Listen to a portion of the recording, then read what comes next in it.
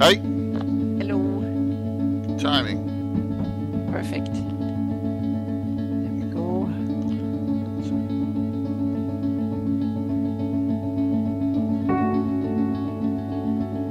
And I got the job. Awesome. Congratulations. Thanks. Did you get good terms that you wanted? Oh my God, yeah. Oh, awesome. Yep. So, yep. Perfect. You're back in business again. Yeah, you could say that. Yeah. I started December 4th on that, so. Yep. Oh, wonderful. So now you can have a couple of weeks of vacation. Well, really feel no. Okay. I want to get writing on. I want to get writing on some more stuff now that I got all this pressure off. I want to get some Altimeter stuff done. So Good. I'm gonna try to really push. But that should be like vacation. Yeah. Yeah, absolutely. Now all the pressure's off. So, whoops, what button do I want to hit here? This one. Hey, thank you, Nambu.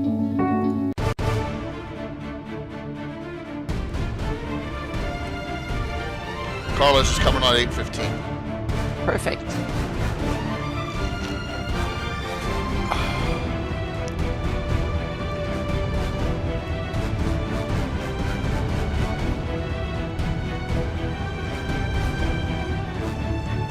This is good because we're set for next week because we got Amy next week.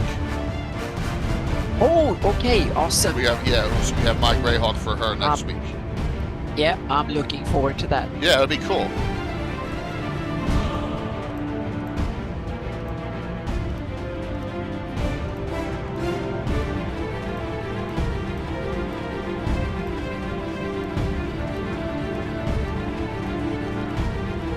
Hello, Justinius. See it. We get to show the fundraiser banner tonight too. That Anna did such a great job on. It's also on my front page. It clicks the last year still. I didn't get that far. I thought we keep the style of last year. So just It's really cool. Incrementally improve on it. Yep.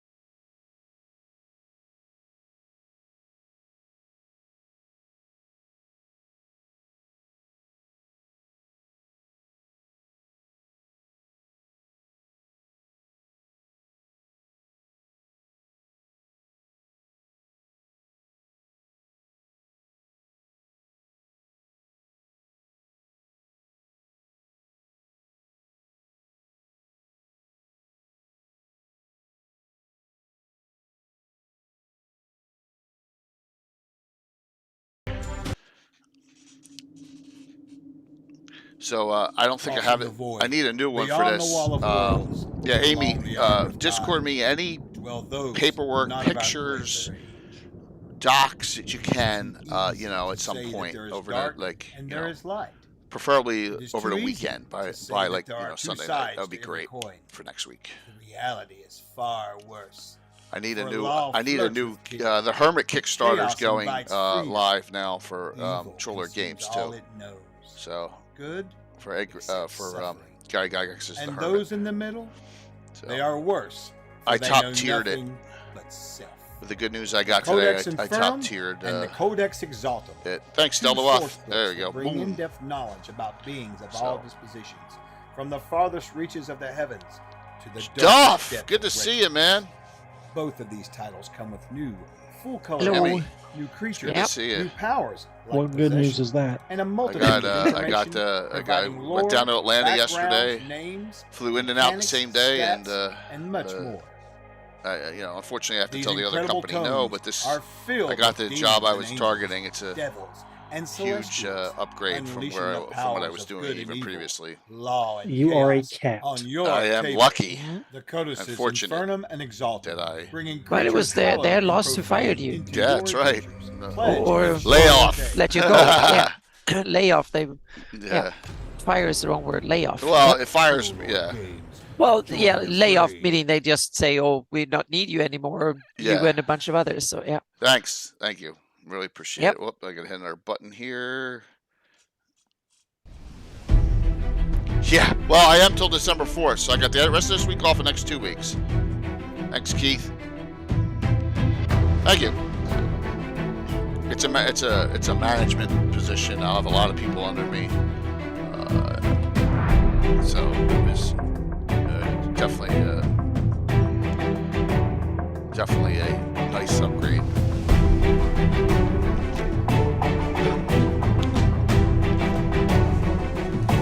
Close to level 2 already. All this going on. That's awesome. No, I won't. So I know neither of them are watching. Yeah, thanks, Mike. I will. So I'll say this: I learned what not to do from 2 of my past 3 bosses. Previous 3 bosses. One was good, and it might have been 2 words. I now know what not to do. And I know they're not watching here, so I can say that.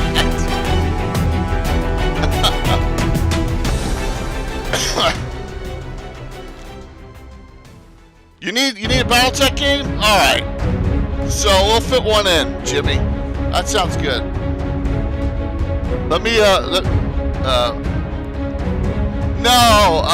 lawful neutral. One was, oh gosh, they're both lawful neutral. They're like Fultians, unmoving, rigid, right? Both, yeah, lawful neutrals. Yeah, Jimmy, we'll get something. How about a Friday night? We did a Friday night, Saturday morning deal, didn't we? We may do that again, because that way we don't have to rush the game. So maybe we'll do that again upcoming. I can't, yeah, alright. We'll take a look. Cool. Or one or the other.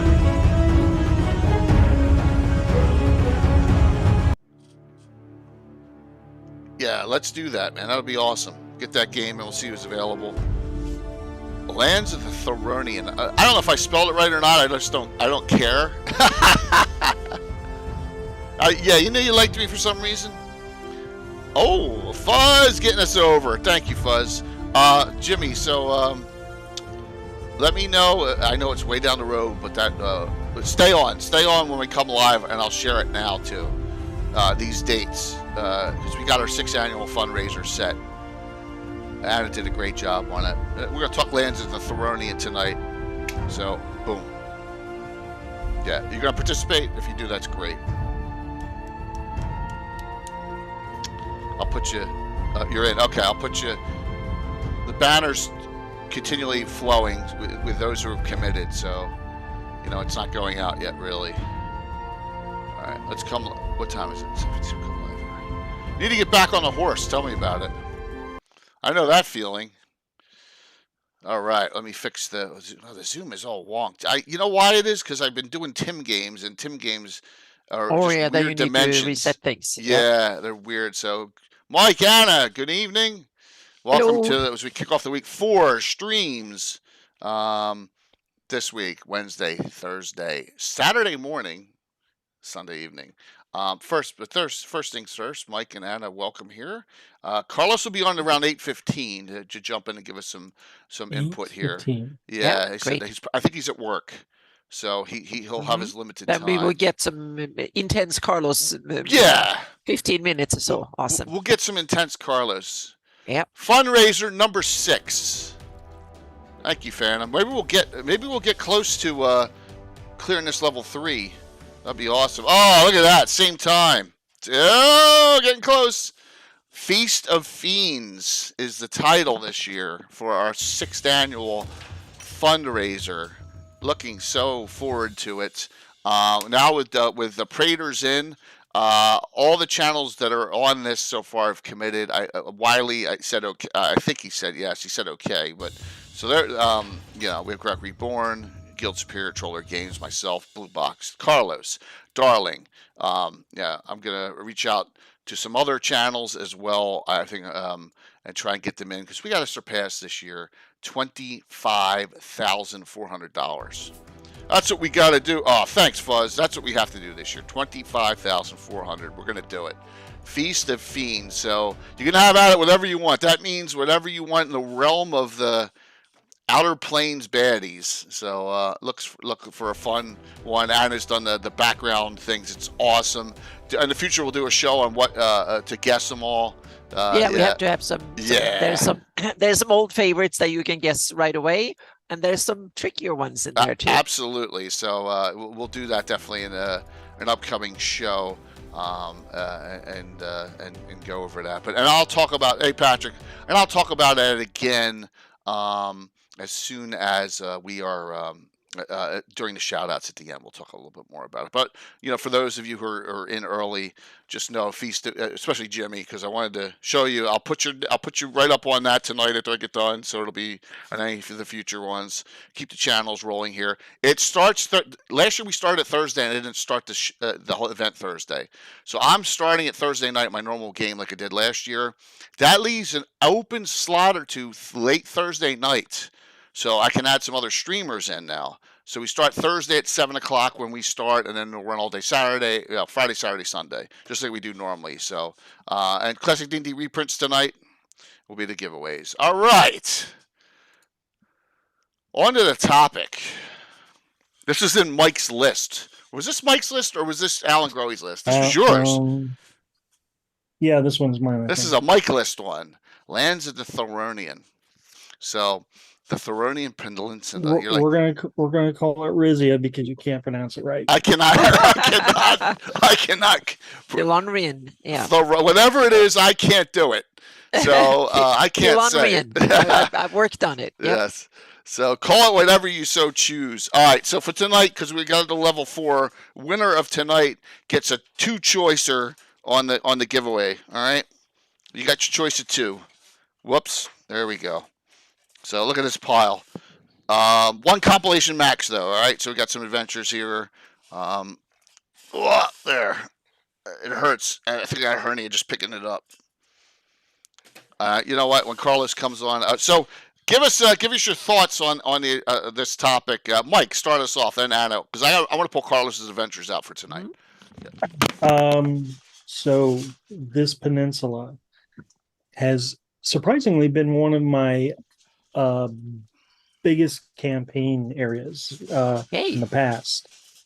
Back in 2E, I used to run a lot of stuff on this peninsula. So, barbarians, Vikings, this is one of the things I'm into. My shelf has all kinds of books on that culture. I used to pour so much research and thought into this land. And surprisingly, then I devote all my community time to Ull and Sea Princes. So go figure. So I'm kind of excited to talk about the peninsula. Yeah, it's a good it's a good topic, Mike, and I'm glad you came up with that. I'm excited about the discussion as well. And I don't know how we haven't talked about it soon. Yeah. Yeah, well, it's just one of those things that you're like, can we do 2 hours on it? That's always the question we ask, right? When we get a topic, can we do? Thank you, Blue. Can you do 2 hours on it? And for the most part, the answer is always yes. I mean, we may come up short here and there, but normally we go the full Anna 2 can hours. tell you why we can do 2 hours on it. Yeah, go ahead, Anna. Well, it's first, Mike, you mentioned it's big. It is big, and I did a little bit of calculation, and according to my Earth model, it depends on how you project it. But the way I have projected it, which I think make the Flanies from space look as close to the Darlene map as I think I can make it, so to speak, because I thought that was important. It should look like the Flanies we used to when you see it from space, so to speak. That was my the way I tried to project it. And then the Thillronian Peninsula is roughly 1,000 miles from east to west. From Blekstad to the Kuruski coast is about 1,000 miles. North to south is 600 miles. So it's roughly in the 400,000 something square miles. So this is a fairly big place. It's one of the bigger regions of the Flanies, and it's I would say 90% size comparison to some place on Earth. How big is it? Good question. Like, is it as big as? Hang on a second. Anyone can Wikipedia the countries in square miles? And hang on a second. I need to look into that. I didn't do that. Stupid me should of course have done that. So yeah. That's a great question, Sam. I'm just going to say off the cuff, it's as big as Mongolia. I'm just guessing. I wouldn't be surprised. I bet you it's China. No, it's big. It's smaller than China. Really? Yep. Well, the question. So there's a lot of questions that go into what's up there. Curtis. So Curtis. Here we go. While we're discussing this, look what I got. I got all your figures from their winnings from the Christine Van Patten. Yeah, it's almost exactly the same size as South Africa. Oh, I was going to say South Africa. Yeah, it's South Africa. We have in that range. We have Peru, Chad, Niger, Angola, Mali, South Africa, Colombia, Ethiopia, Bolivia. Peru Egypt. Might have the shape. Yeah. So it's up there, so to speak. So it's a little bit smaller than Iran and a bit bigger than South Africa. Somewhere in that region. Because a lot of it is like base and water in the edges. So it's a fuzzy landmass, so to speak. So in that sense, makes it a little bit smaller. I took the silhouette, counted the number of pixels, and did the calculation from. What was the total square miles again? About 450,000. 450. So it is about 3 Swedens. Yep. According to Aldrin. Yep. Or 6 Californias. Yep. So it's big. Yep. The Sam Wise brought up the question number 1, and I wonder. I'm hoping. Oh, by the way, I'm sorry for babbling. We're getting more animated partners first, or more animated emotes. Yes. So more fun stuff coming. So here's my question. Just, is Ratik part of this? No, geographically, no. We talk about the Thillronian Peninsula, and then Ratik is not part. It's part of the political region in a lot of sense, but the geography, no. Then we have Stonefist, we have the Frusti, Schnei, Stonefist definitely is. Yeah, exactly. Those. So we have 4 political realms that are, in geography terms, firmly on the peninsula, so to speak. Okay. But that's, I would say, from a geography standpoint, so to speak. Because I thought, right, this area here would be, considered. It's kind of like Istanbul. But that is, Turkey's in Europe. Settlement. Yeah, so, it depends on. It's like where are the borders of Europe? It's right, the same exactly. Type of discussions. So there is no. So this is just. It's something you can have fun and make up your own designation, so to speak. And also, where is the northern border of Ratik is also a questionable thing, right, so to speak, because we don't have any fixed borders really that are that, and settlements and stuff. So even that is something that is up for debate. So everyone from Blue Box, if you play in a Greyhawk game, the Thillronian's really an area. I said Thillronian, however you're supposed to say. Thillronian, Is the lands of the Thillronian. barbarians, frost, snow, and ice. And So if you're Thillronian, new, this is going to be a good discussion on that Yeah. area and implementing barbarians into your campaign and talking about a lot. So sit tight on this one. This will be an area that doesn't get discussed that much. And welcome, and the giveaway is double shot because we already hit through a level 4 hype train. Double shot of 2, your choice of 2 D&D reprints tonight. All right, out of a whole pile of them. So, yep. I'm gonna get Amy. Thank you, but if I look, I'm just gonna get more confused. So, all right. So your thoughts initially? It's the size of South Africa. Yeah, it's a fairly big place. It will take some days or weeks, and it's also the geography is not only big, it's very difficult to get across. It's very mountainous. It has some of the highest mountains in the Flanies, I can assume. So it's like it has the ease of access as would Alaska has. It's very similar. It's and also climate wise. When I did my climate zone, it basically has 4 different climate zones. So you have 4. Really?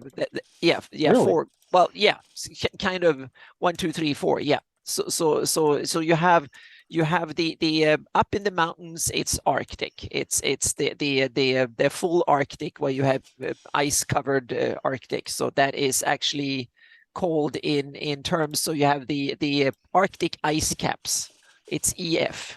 And so that's when you have continuous ice cap all year round. It's full Arctic, like Greenland or up in parts of the even the parts of Siberia, parts of northern Canada, and parts of Alaska. You have that up in the mountains. You have permanent glaciation, like Himalayas and stuff like that. Really high mountains that are either high up enough or far north enough or close to the poles enough, or both.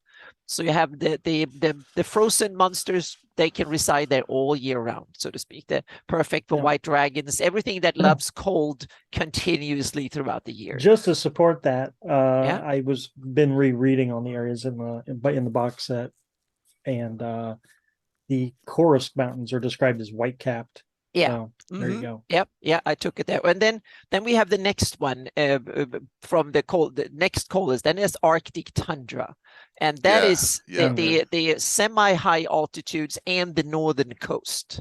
And with Arctic tundra, that means that it's so cold that no trees grow.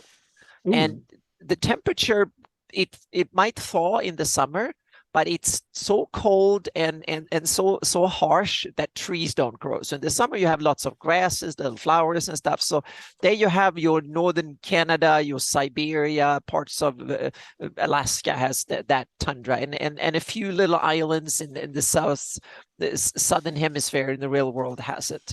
That they have it's so harsh, windy, cold, and bitter that no plant higher than a few inches will grow, so to speak. It's that bitter, and most of the winter is probably normally somewhere around 8 to 9 months long with snow cover, not all year round, but most of the year. So that's 2. Yeah, that's 2, and then we have the third one, and now we're getting into from an adventuring perspective, a little bit more diverse, so to speak. And then we have that's the subarctic.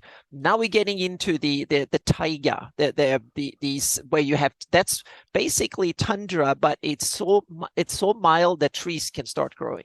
So you start having these evergreen, like sable forest. Exactly. Yes. Yeah. You start having. Yep. You have the forest and stuff. That's where you have, and not all of it is forest. You have grasslands too, so to speak. So those are good grazing country for things like bison. It's like the northern prairie up in Canada or high up in the US. It can be open prairie country. It can be evergreen forest. It's the subarctic. A lot of Alaska, Scandinavia have that climate, so to speak. It's usually fairly humid and bitterly cold for 6 months of the year, and then summers are kind of fairly good, but a lot of mosquitoes. That's the subarctic. Also very seasonal. It freezes over like hell in winter, and it can be really nice in the summer. and then we have a fourth climate zone. Great. In the One more thing. Is western that part. this rock forest too? Yep, Okay. exactly. There you Okay. have the subarctic as well. Okay. Yep. And then west of that, around Vlekstad and in Stoneface, there you have another type of climate, and that's the cold steppe. Because I assumed simply that part of the ocean is so far away from any warm currents and stuff like that. So that water is kind of so cold that it doesn't evaporate much. So it gets dry. You don't have much open to warmer. You isolate. Exactly, you're so isolated from warmer climate in the south, so you're basically dry. It's like Mongolia, parts of Siberia, parts of northern Canada. It's so dry that you have a little bit. It's almost as cold as tundra, but it's like subarctic but drier, so to speak. So you have cold and almost dry winters, and you have cold and almost dry summers, bitterly cold winters, and then cold summers. So it rains a little bit all year round, or snow in the winter. So you get a little bit of precipitation all year round and very seasonal, but it doesn't get enough cover, so you don't get much tree cover. It's the land of the bison and similar creatures that can forage, reindeers and stuff like that can forage up there. Yeah. So that you have that in the western area. It's on the eastern side, it's much wetter, so to speak, along the coast and stuff. That's why you have way more forests. And higher up, you have, for some reason, I just had to do it. I wouldn't have put a forest there, but it's cool that it is there. So Carlos. Howdy, how you doing? Good, man. How are you? Hey, I heard we were talking about barbarians tonight. Yes, yeah. Yep. And I can't pronounce the Thillronian. I just can't do it. Thillronian, yeah. Yeah, I'm banned on that. So, how are you, Carlos? I'm doing okay. I'm doing all right. I just finished a big mega project that will be for the Patreon here that we're going to re-release here at the top of January, and I'm excited about that and working on the new module. That's awesome. Cool. We know that. Thank you, Wayne. Wow, thank you so very much. We know your big one up here is this. Yeah, it is. It's that module. When I started doing Fireland several years ago, a lot of it has to do with the barbarian lands, the cold north. The conceit of it basically is that one of the houses of pursuit, once everybody reached Land's End in Krusky lands, chasing Prince Zelifar over into the barbarian lands during the Sul migration. One of the houses of pursuit, when everybody else decided to quit, they thought that would be betrayal to the Sul Empire, so they continued to chase the prince across the water, and that's how they ended up in Fireland. But so I had a very big interest in the barbarian lands from way back, and it kind of led me to do a big project for the city of Jotsplat in Krusky lands, and then finally I decided, I would expand on that a little bit more with a full-blown module, because the thing I did with Jotsplat was very well received. So I'm showing everyone where it is on the map. It's Yeah, absolutely. Yeah, it's in the middle of nowhere. I chose it on purpose.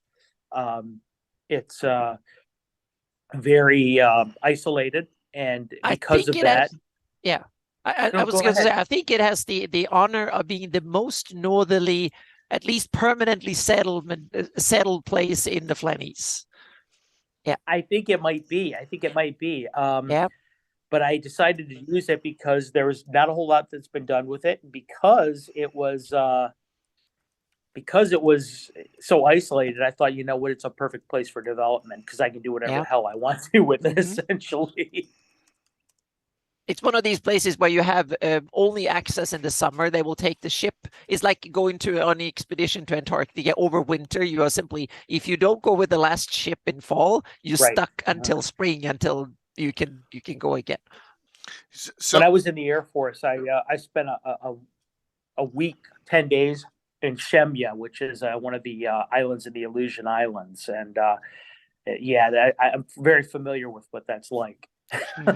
Shot splat sealing or fishing or both? Yotsplat? Yeah, A little bit of both. a little bit of both. Those two. Mostly sealing, whaling. Yeah, I mean, Okay. I bet the summer months you probably have really good hunting up there, because there's plenty of wildlife that comes both at the coast, like seals and whales and stuff like that comes in the summer, and a lot of birds come there, big birds like geese, whatever. Right. So you have lots of stuff, but in the winter there's nothing. So you just have to survive until next summer. Yotsplat has the dubious honor also of being not too far from a pair of different layers of white dragons, who take on a special interest in the in the area. They let it grow just long enough to fatten up the calves, so to speak, and then that's so cool. In a fantasy world, you can add fantastic creatures in the cold that is not in the real world. That makes it even more fun. Remorazes and things like that. Yep. Did you you see the Terror on A&E or when that was on? It was about the ships that came down and got stuck in in the Hudson Bay. And there was a monster. It was like a mutant polar bear or whatever at the end. That was cool. That was really cool. Right. But dragons, and there's also Yeti. There's all sorts of creatures you can throw up against in the D&D setting, which makes it crystal oozes. Yeah. Okay. It's a great shit. Shackleton, that's it. He was the captain. Yep. Thank you, Alex. Yes. Yep, definitely. So that is a cool adventure, Carlos. And what? Thank you. While we have you, because I know we only probably have you for another 5-10 minutes, right? Yeah. Absolutely. Okay. What else as far as the barbarians or the area of the Thillronian do you want to discuss while we have you here? Well, I would like to say that one of the couple things is there's two items that I kind of interest me in the area more than anything else, and I think I kind of gave away one of them there with the House of Pursuit, the last House of Pursuit I mentioned. But one of them, it would be the way that the Fruzti, the Frost Barbarians, intersect with Radek to the south. Their relationship with the people of Radek, and along the coast there, even into the Bone March, and maybe even in the upper parts of North Province. You can do a lot of things. I know a lot of people have interest in Radek and are in adventuring in there. It seems to be a very popular place for people to base their campaigns, and for good reason. I mean, I based one of my most popular modules there myself. But don't forget that everything there in the Timberway, that area. Those people have intersected quite a bit, and not always in a peaceful manner. Right. So, and there's the Fruzti have a very strong raiding culture. So the way that you want to use them in your campaigns, the barbarians, don't forget that people don't have to necessarily go to the barbarian lands. They're a very strong, nautical culture. And so they, the way that they move to the south and the way that they attack their neighbors as raiders is a way that you can get those people to intersect with different places in your campaign. The other item I wanted to bring up is something I'm sure that's pretty near and dear to Mike Bridges' heart, which is the way that if you don't necessarily use a stock Greyhawk campaign, like for example, if you like to vary things up a little bit, the way that you make the events of Hell from the North / 5 Shall Be One end is very critical to the way that the timbre of your campaign, because it can affect the whole Great War, the Greyhawk Wars. I call it the Great War, but the Greyhawk, because I don't think anybody on the planet would actually refer to it as the Greyhawk Wars. But the way it affects everything, the way Stonehold is, all those nations around it, the way that the Palites are towards Nairon, the Tenhas, everything. It affects everything in the north, even the Rovers of the Barrens. So the way that you make Batoon, is Batoon still in prison? Was he actually released? Did he, was it Ayuz all along? And the whole way that you decide that you want to make the denouement of that go, it changes everything. So with that since Vatun is the great god of the north, and he's, all the barbarians to the north, he's our primary god of worship. I encourage you to decide for your own campaigns how that all played out, what you think of it, how you feel about Vatun, and because it will inform the rest of how you think you feel that region should act and behave, both in the past and the future. Okay, good points, man. Absolutely. Completely agree. Yeah, because I know I saw just in the post I put up today, because all the stuff that's, hey Gary, all the stuff that's going on in my personally, I didn't put up ads last night, and Will said, William Henry Dvorak wrote down in the post, I had Vatun get pissed off at the end and kick the crap out of Ayus. I was laughing. So yeah, impersonate gods can be risky. Yeah, that was funny. Well, you guys will find out. When I do finally eventually release Fireland, which, believe it or not, is actually creeping ahead as we speak. But Vatun is only one member of a larger pantheon, and when I say that, I don't necessarily mean the Sul pantheon, and I think I will leave it at that. Got it. Dun, dun, dun. Yeah, I introduced several new the pantheon of Firelandic deities. Gary says Vatun is actually Odin. He is actually Odin, and that's the whole thing. The conceit of it basically is that that the way that I perceive it, and this is for those of you guys who are interested in Fireland, stop me. I know I'm going a little bit. No, go for it, man. No, absolutely, we're good here. But Vatun, the reason why he was imprisoned, in my opinion, at all, is if you look way back when in the Gygaxian campaign, the very first god that was addressed in Gary's campaign was Odin. He was gated in by Rob Kuntz's Roblar character into the setting. My assertion is that Vatun is actually Odin, and the reason why he was imprisoned was because the other gods of Greyhawk were afraid that the Norse deities, who are an established pantheon, would get a foothold on Earth, and their temporal power would be reduced. Therefore, that was the entire reason why he was imprisoned. Well, at least my assertion. Odin and Thor are technically the first two deities ever for Greyhawk. Right. They're the first two that Gary played with. Yeah. Right. When I say that, that's why when you guys actually do see Fireland, you'll that whole conceit about Vatun being actually Odin informs what I've done with that probably more than any other single factor. Okay. Great. That's great insight. Absolutely.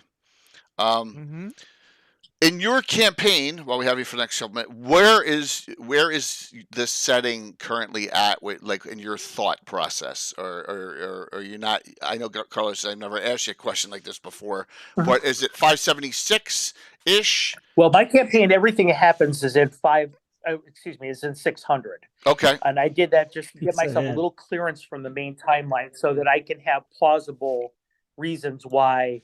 I've made adjustments, like, that happened in the last 4 years off camera, so to speak. Okay. So that's why you'll see. That's why I do everything in 600 and beyond. And actually, I will begin advancing the timeline with the kickoff of the Patreon. You and I are way out there, man. Which is nothing wrong with that.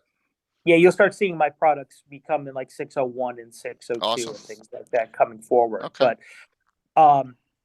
in my opinion, the good thing about this area for you as a DM, and this is what I do with myself as a DM, is it's so isolated from the remainder of the Flyness, and there's such an insular culture that it sort of is the land that time forgot in a way, in that a lot of the events in the Flyness, aside of the whole Five Shall Be One and Howl from the North situation, they don't really impact it directly. Yeah. So you can do almost whatever you want to up there and have it be plausible. it doesn't necessarily have to be attached to you don't have to be weighed down with the rest of the lore of the world of Greyhawk to do stuff in this area, because it is so isolated. Timeless. Yeah, exactly. So that's my opinion, Jay, is that Cool. the you'll see in my campaign when I release products about that, you'll see some of the names of some of the rulers have changed, but and you'll see a few cultural things have changed, but really not too much is different from what you've seen released in the remainder of the published products, and that's because of they're so isolated, and because they are a culture that is it's static almost by nature. Yeah, I mean, it truly is. And my campaign in 43 years delved up there one time with high level characters doing stuff up there, but we've had children of rulers come down. One player character married the king of the Frost Barbarians, and all sorts of offspring have come down and played, because and that was 25 years ago. Those characters are now growing up, so we have fun with it. But the most recent. Oh, go ahead. No, go for it. No, go for it, please. I was going to say the most recent thing that's happened in my campaign in that area is that one of my player characters is playing an illusionist, and he is at a high enough level that he is doing. He's starting to have trouble finding people to train him because I play first edition. Once you gain levels, you have to find a tutor. And the most powerful illusionist in my campaign actually dwells in an island that's off of Vatoon's Teeth over there in Krusky Land. Ooh. So it's over there on the coast here. there by the okay. Fjords. Right. So the character's name is the Chimera, and she's the most powerful illusionist in my Greyhawk campaign. I released statistics for her last year on Patreon, but for anybody that has an interest in the Chimera, I'd be happy to. Oh, cool. If you guys need a high level illusionist in your campaign, I'd be happy to fill you guys in with her character sheet. It's been long enough now that I don't. I don't mind sharing. Greg just said, yes, send me the stats. Okay, yeah. In chat, absolutely. The Chimera is she's pretty awesome. I like the character because her lesson to the illusionist character was that already said. Oh, he said. I remember that the illusionist character was training with her, and the very first lesson that she told him was, "You've already failed as an illusionist character," and the guy was taken aback, and he says, "How is that, mistress?" And she goes, "Your friends know exactly what you look like. You should never appear twice the same way." It's so true. Yeah, when you work with illusions, you warp reality. You're the master of reality. So, and that was her assertion. It is such a. We won't go. Don't go into the details. Which is tougher to control as a DM, a high level druid or a high level illusionist? They're both difficult. I would say the illusionist is a little more difficult because the illusionist makes you make decisions as a DM that you've never considered before. True. All the time. Yeah. All the time, and it really makes you as a DM consider what your standard procedure for handling illusions is all the time. And believe it or not, I don't think necessarily a lot of DMs have a hard and fast rule in their mind about how they handle it. I think they kind of just play it off the cuff a lot of times. But if you have a high level illusionist character in your game, you better have answers. Yeah. I think that was one of the most significant change or addition or thing that they clarified in third edition rules and in Pathfinder 1 was how to deal with illusions. That was something I missed in old school gaming, because then you had to shoot from the hip and it was a lot of DM fiat, which is kind of good if you like that style of game. But if you want more organized mechanics, third edition had they clarified a lot of it that I think was depending on playstyle, of course, but it was something that gave me a lot of cool food for thought when it comes to illusions. Our friend Dan, there you go. Our friend Dan from Grog Talk once told me He says there's two kinds of DMs. There's illusionist friendly DMs and illusionist unfriendly DMs, and he's really So right. true. I think it's the truth. Either your illusionist can be a super powerful character or ultra weak, and it all depends on how the DM chooses to handle them. Yeah.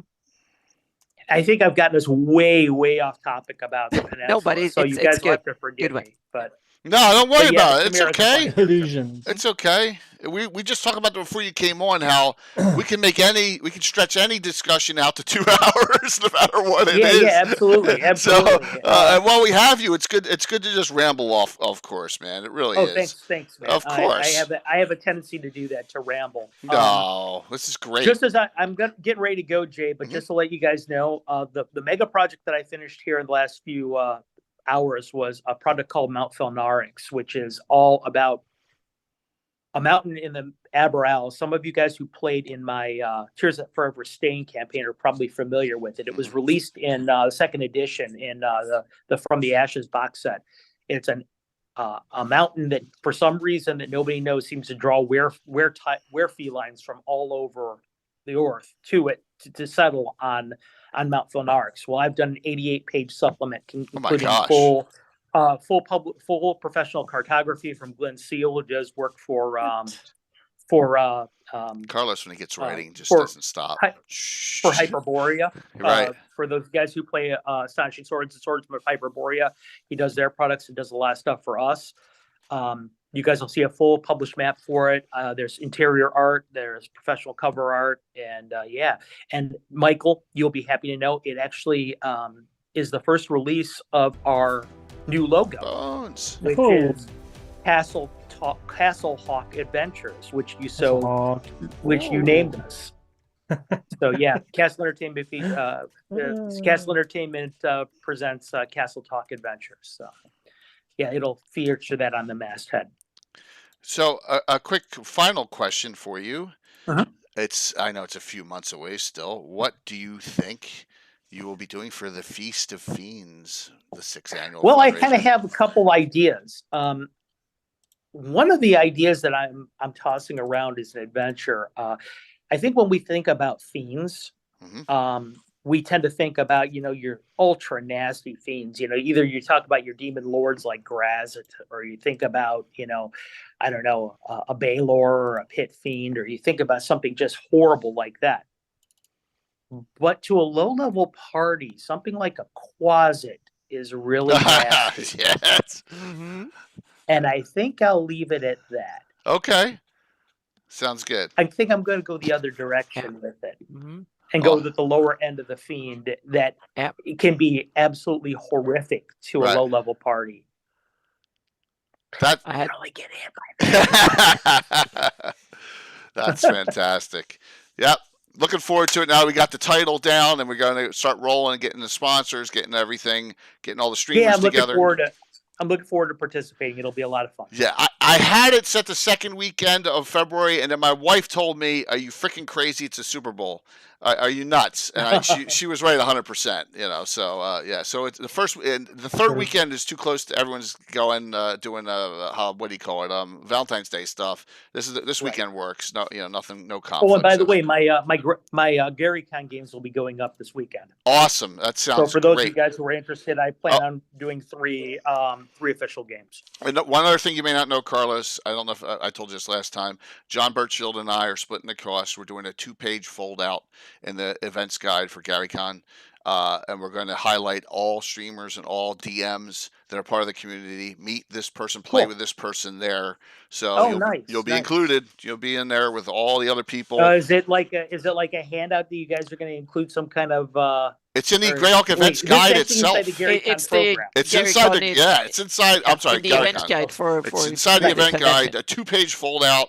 We'll have I was going to say, because if it's a handout for like a seminar or something, I'd be happy to contribute some material. Yeah, no problem. We're going to try and fit. We got so many people going, and like Armin just put a game in, so he's coming from New Zealand. Nice. Yeah, it's going to be so awesome. Rob, whoever else. As long as you're DMing something, or if you're participating in one of my games, or you're DMing, or you're there as a personality or whatever, we're gonna get you in. But you got to be there in person. That's the rule. So. I'm a personality, all right. Yeah. Yes.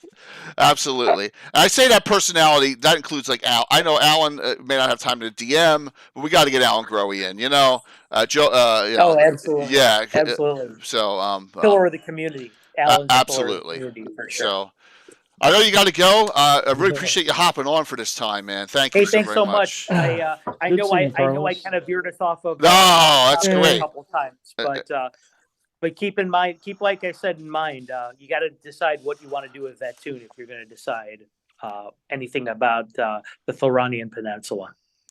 100%, I agree on that. I've never ran these because they just looked. A lot of the second edition era ones are like Fate of Istis is all over the place. You know what I mean? I never ran it because it's freaking awful. It's literally all over the place. Yeah. Yeah, it's just like I don't want to do that. So. But Carlos, great advice. Excited for all the stuff coming out. Thank you so much and thanks for hopping on, man. Thanks, guys. Have a good evening. Have a good night. Bye. See you. Bye-bye. Yeah. Yes, as Carlos is working, so I was very happy that he was able to hop on for 20-some minutes. That was great. Thank you all for, Carlos always has some great insight into what's going on in the community. So and what he's doing. To pick up the discussion, any points you guys want to talk about that Carlos said, Mike, especially what he was talking about? Well, that is a very good question. Like the Vatoon idea. Oh, okay. Well, I think that them having their own pantheon is good. Now, one of the things I found in my reading that is interesting concerning Vatoon is this in the Living Gazetteer. I don't know who wrote the barbarian section. Gary could probably tell us. In the LGG, okay. Yeah, LGG. It says that it's almost a mythical, because like Carlos says, it's this land that time forgot or whatever. So it's how did they come to start worshiping Vatoon if they came from the Sea of Dust? There's this mythical period, and part of the Living Gazetteer says that when the barbarians first got there, they were one united empire. And I think this is what leads into those modules, the 5 shall be one, is they want to rebuild this empire from mythic history. And so the king of Kruski, the ice barbarians, one of his titles is Fastal of the Sulai. Okay. And what that means, it's a holdover from the very beginning of their history. He is in line, I guess, if Vatoon's ever rescued. Vatoon is the one who chose the Fastal. He put the Kruski in charge.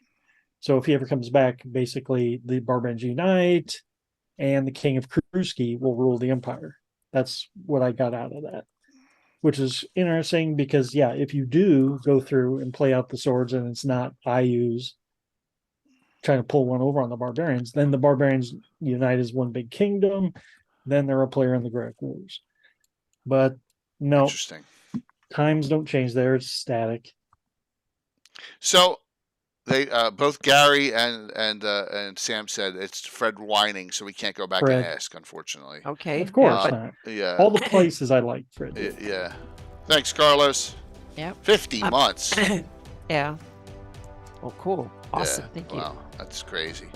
I haven't adventured in the Thillronian Peninsula yet, but I've thought a lot about where these Seoul barbarians come from, so to speak. Okay, let's chat about it. Because I didn't like the idea that they had adventured. Hang on a second, I just need to drink a little bit. No problem. I don't like the idea that they had to go across the whole continent, so to speak. And that way they should have been more like the rest of the inhabitant. I wanted to keep more of their They keep a little bit. I wanted them to be more of the caretaker of the original old Sul, so to speak. They're really old Sul, and so I tied it into my climate change affecting the Flanies, meaning I had an ice age just prior to the migration that kept the Flanies flan, because the rest of them were locked up west of in central and western America. So they were the flan were for the demi-humans in the flan and the almonds in the south during the ice age. But what happened before the ice age was that then it was much warmer than it is today in the Flanies. So the far north was temperate. And that's where I have the original Sul Empire 3,000 to 5,000 years ago.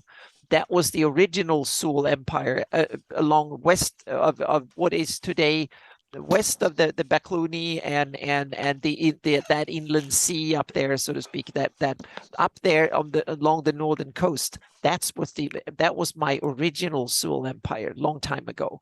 And then when things got colder, most of the Sul fled south and invented and built the Sul Empire in what is today Sea of Dust that we know of in the Flanies as the Sul Empire.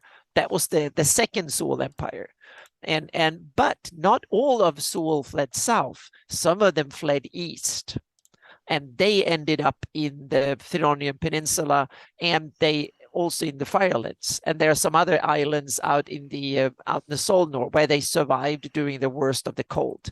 Because I had that the most of the Thillronian, 80-90% was covered in ice, but the eastern coast was open, so they could settle there and in the land of the Kruski, and they can also settle in Fireland and stuff. And they kept that original Sul culture. So that Sul is now 2,000 or more thousands of years different from the Sul Empire down in the Sea of Dust. That's why you have different gods, a different language, and stuff like that. Wait, so they migrated pre-Invoke Devastation? Yes. Yeah. I just want to make sure. Exactly. They migrated. So the Sul, the people in the Fireland and stuff up there, they've been there for 2,500 years, 3,000, something like that. So they've been way longer than. So they migrated there when at the same time as the Sul Empire rose down in what would become when the Bacluni and Sul Empire rose in the west. That's when they moved up there. Okay, but then they had to be isolated so far away because it was cold and bitter up there. By land or by sea? Oh, they came by sea because they were sea empires. That's what Gary said too in chat. Yeah. So they came by sea because I had them. That Sul were the original oceanic, meaning seafaring empire back in the day, and then they became a land empire in the south. When after the second Sul Empire, so to speak. But the first one was up in the north. And that's also how I explain the old Blackmoor, meaning Dave Arneson's Blackmoor was there during the warm period up there before the land of black ice and all the stuff that we got afterwards. So that was kind of an ancient history. And the Flan kind of they never reached that high before the Ice Age came because they had so much land to expand on down in the south that didn't have to go up into the north. So they never really met until afterwards. And then the Origians came in and kind of screwed up. And that's the story we know, so to speak.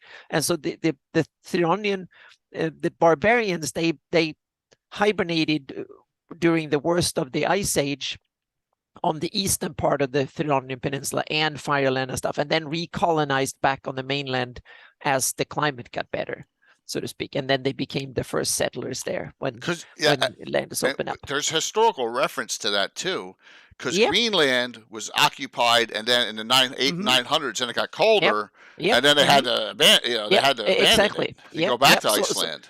So I've taken some inspiration from that, plus that I try to tie into what fragments we know of ancient history and make it more interesting, and also explain the huge differences between the Sul of the Brotherhood and the Sul of the Empire with these northern Sul, so to speak, the barbarians, that they have basically their own version of the ancient Sul tongue, the cold tongue. They have a different set of gods and stuff like that. So they are very different. They have the same ancestry, but they have evolved in very different directions, so to speak. The easiest thing to do is what Gary suggested in chat, and Yeah. just say they were misidentified, that they Yeah. are not Sewell. Exactly. You can do that too, and simply say they are their own branch of whatever humanity you want to done. bring them to. Yep. So you can there's many different ways you can explain this, and pick the one that you like, so to speak, and go with it. Yeah. Interesting. Very Though with the information we do have, them being Sewell, the Scarlet Brotherhood, makes their advances on them because of their purity and all that. Yeah. And they want them to join their side. They need some muscle. They need, they're recruiting, and those barbarians are having none of it. Thank God. Yeah. Thank God someone's stopping them. Yeah. Oh, gosh. Yeah. Mm-hmm. But it's Houses of Pursuit idea. Well, Carlos likes it, Gary. So well, we have another pursuit. We have the pursuit. The Tritherian is the god right, but that's a vengeance pursuit. I wonder who coined that Houses of Pursuit thing. That's a good question. Yeah. That's not a fan. At Rixalis, I don't think there are any flan up here. No. Stonefists aren't flan, correct, Anna? I think the Stonefist are kind of a mixture of the flan, and that's what I think. That and we have, but my idea is that the flan reached, because we know that the rovers are flan, for instance. We know that the flan are and that's why there is a cultural difference between the Stonefists and the other three. The other three on the east are more pure. They are their own culture, and the Stonefisters are a mixture of the two. They're a mixture of flan and that ancient Thillronian Sul barbarian culture, so to speak, where you want to have them Sul or not, so to speak. But so I have it that the Stonefisters are a mix of the two. That started mixing 600-800 years ago. Right, because I thought they're not pure flan, is what I'm saying. Exactly. Like 10, right, I don't have them as pure flan, but I don't have them as pure Sul barbarian, Thillronian barbarian either. They are kind of an in-between culture. So David says they're totally flan. He has them that way. You can go either way. Yep. Stonefist? Yeah, that's what David says. I don't know about that. In the backstory on Stonefist, they're outcast rovers who then attract people from the Bandit Kingdoms. Right. Okay, well then support the flan probably story. Also Orid. Yeah, and that's support. Yeah. So they might be, well, whatever. So yes, but that backstory support a lot of flan in them. So the original rule. I thought of them and without he pushed out the Coltons. Yeah, and the Coltons moved further east. Yeah, right into the tundra. All right, that's an interesting point of discussion. 13th Order. Unfortunately, I don't see any Northmen showing up from other places to go here, by sea. So, good. I was going to say one little interesting connection here, since I'm Nordic myself, is that Nordic titles and words and stuff is used in two places in the Greyhawk lore, so to speak. One is here, where you have jarls and stuff like that. You have various titles and names, and when you read the names of places here, they start sounding Scandinavian to me. And then you have the other one, are the giants. Both of them have Nordic sounded names and have used jarls and stuff like that. Snurre, it sounds so much from the Icelandic sagas, and it means to rotate around in Swedish. So it's kind of, you have all these connections to Scandinavian, Nordic in both the giants and here. And I'm interested, is that something? I always thought how to connect the two. I haven't really done that yet, but if you have a lot of similar names and stuff, is that more than coincidence? Yeah. The fire and frost giants are taken right from Norse lore. Exactly. Yeah. I mean, Surtur, all that. It's the gods that they, on the bad side that they worshipped. So, and they just said, oh well, it was an easy connection over. I think it's just a coincidence, personally. Yeah, and these are the Thillronian Peninsula barbarians are supposed to be like Vikings. So I think that's just Vikings, Norse. Yeah, so there you go. Yeah. Do the Chorus have giants? I would say yeah. Oh, I'd say yes too. Absolutely, the Chorus Mountains have frost giants. Oh, definitely, absolutely. All these, yeah, I'd say maybe even some other types. Stone giants. Yeah. According to the encounter table, yes. Yeah, I would say absolutely. Has just about every kind of giant you Yeah. can think of. And Yeah, except Jotun is fire. an interesting name in that sense that Jotunheim is a place in Norway today, and it means home of the giants. Mhm. And Götaland is old Gothia or Guteland in Old Danish, and that is also the land of the giants. That's actually where I grew up. Oh, cool. So there's a lot of these names that they use here. They are tying back to Old Norse, Scandinavian, and the Swedish, Norwegian, Danish names, and Icelandic and stuff. So both the giants and this has a lot of linguistic connections, so to speak, and thematic connections to it. Yeah. So there was an earlier question I'd love to tackle, and that is, let's keep it to the three barbarians. The cultural differences. Why are they different tribes? I know there's some description on just the power levels in the original glossography, but I don't think that tells it enough. What do you think on that between the Kursk, the Kruski, the Schnei, and the Frusti? Well, I saw one that said that the snow barbarians were the best sailors, and the frost barbarians were more, because of their battles with Erdi, they were more maybe a land-based threat. Okay. And ice barbarians, while the smallest tribe, are kind of like the combination of both of them. I always get them confused. The Schnei or which ones? Snow. Yeah. They're the most powerful. Schnei means it's kind of a fake version of snow in German. Yeah. Which one's the most powerful? Is it snow or ice? Snow. Snow. They're most numerous. Most numerous. And all right. So they have the biggest population. Okay. And they're they're technically the king of the snow barbarians is in charge of the frost barbarians, but they're still autonomous. It's all. That was the one adventure we did up there. Was have Hungrid have him get independence. That was the whole adventure we did. Was get the frost independent in my campaign from the snow. That's what. Only time we were ever up there, Jarl the North, Jarl the North. Yeah. So, but other than that, what other differences are there? Like, is there size or different customs? You can make you can make it easy. You can simply say there are three kings and they don't like each other, so they simply like Greece squabble until or like the old Scandinavian countries are a perfect example. You simply you grabbed as much land you can get away with, and when you grew to a certain size, then there was enough people who didn't like you, so that's then your reign ended or was stalled there. So not everybody wants to live under the same king, and that means that once you become big enough, you assemble enough enemies, so you get some sort of stalemate, and that was how things developed. And I can see it here. You don't need I don't need a lot of like technical, mechanical, or cultural differences. They simply don't like it. It's power struggle.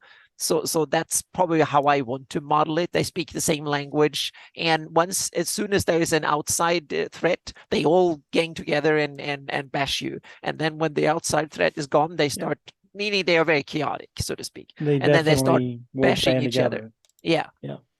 And they can get together and raid south if it means riches and crushing skulls of outsiders. Fine, then they're probably the best of friends. So in the glossography, there's a whole scenario, the stolen seal, talking about the seal of Marner and how the frost barbarians have been in alliance with Radek to assist each other in their troubles. So the frost barbarians help Radek fight Bone March, and then Radek helps the frost barbarians fight the Stonefist.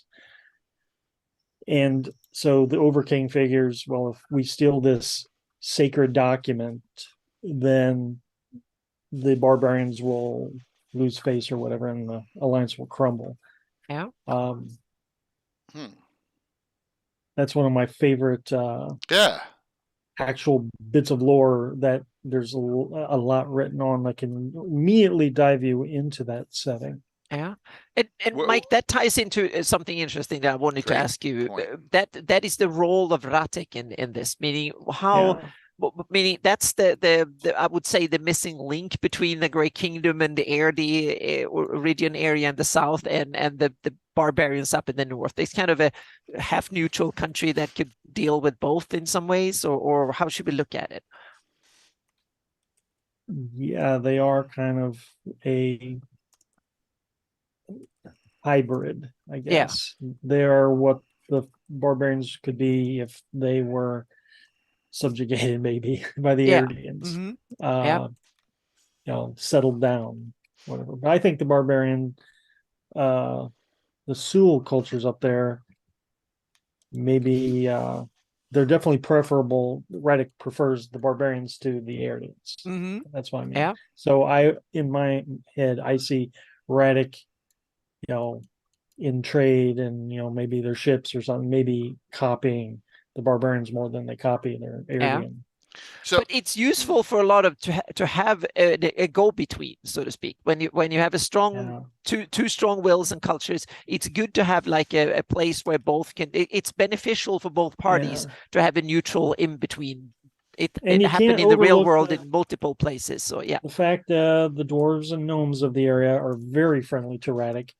So if the barbarians are also friendly to the dwarves, that gives them a common tie, whereas the dwarves and gnomes do not like the North Province and area. Yeah. But now it's isolated from that, except by sea, because Bone March is fallen, and so now they got so the North Province really is not. I know that's past years, and the Pale could care less, right, with Roddick. But I think that sea lanes are probably the means of communication. Look at the barbarians themselves. They all live around the coasts, and I think the only real viable way of getting from one of these realms to the other one, they visit each other by ship. So very few of them. Agreed. Yeah. So there are a few places inland, but almost all of them are accessible one pass by sea. According to your. Road. And I've been too liberal, so to speak. I'm going to on my map. I'm going to remove most of those roads because I think cave-ins, avalanche. No. Yeah. So because I think they're lazy, they don't. If they can go by boat, they will rather than go by foot, so to speak, across. So they're and just look at back in medieval times up in really cold climates. Winters were the stuff because going on ski is a lot easier than to go on foot in the summer because these areas are wet, full of mosquitoes and yucky even in summer. So weirdly enough, when it gets really cold, winters can often be easier to transport things. In the summer, you go over the lake. In the winter, you go, you put a sled and a sleigh and you put a horse in front and then you can easily, because ice are flat. Yes. And snow on top of ice means that it's actually easy. You can you can haul a lot more goods on ice on the sleigh, so to speak, or sled than you can in the summer on a wagon load across a road, so to speak. We've all seen Ice Road Truckers, so we know. Yeah. Yeah. So I would say that. Good point, Anna. Yeah.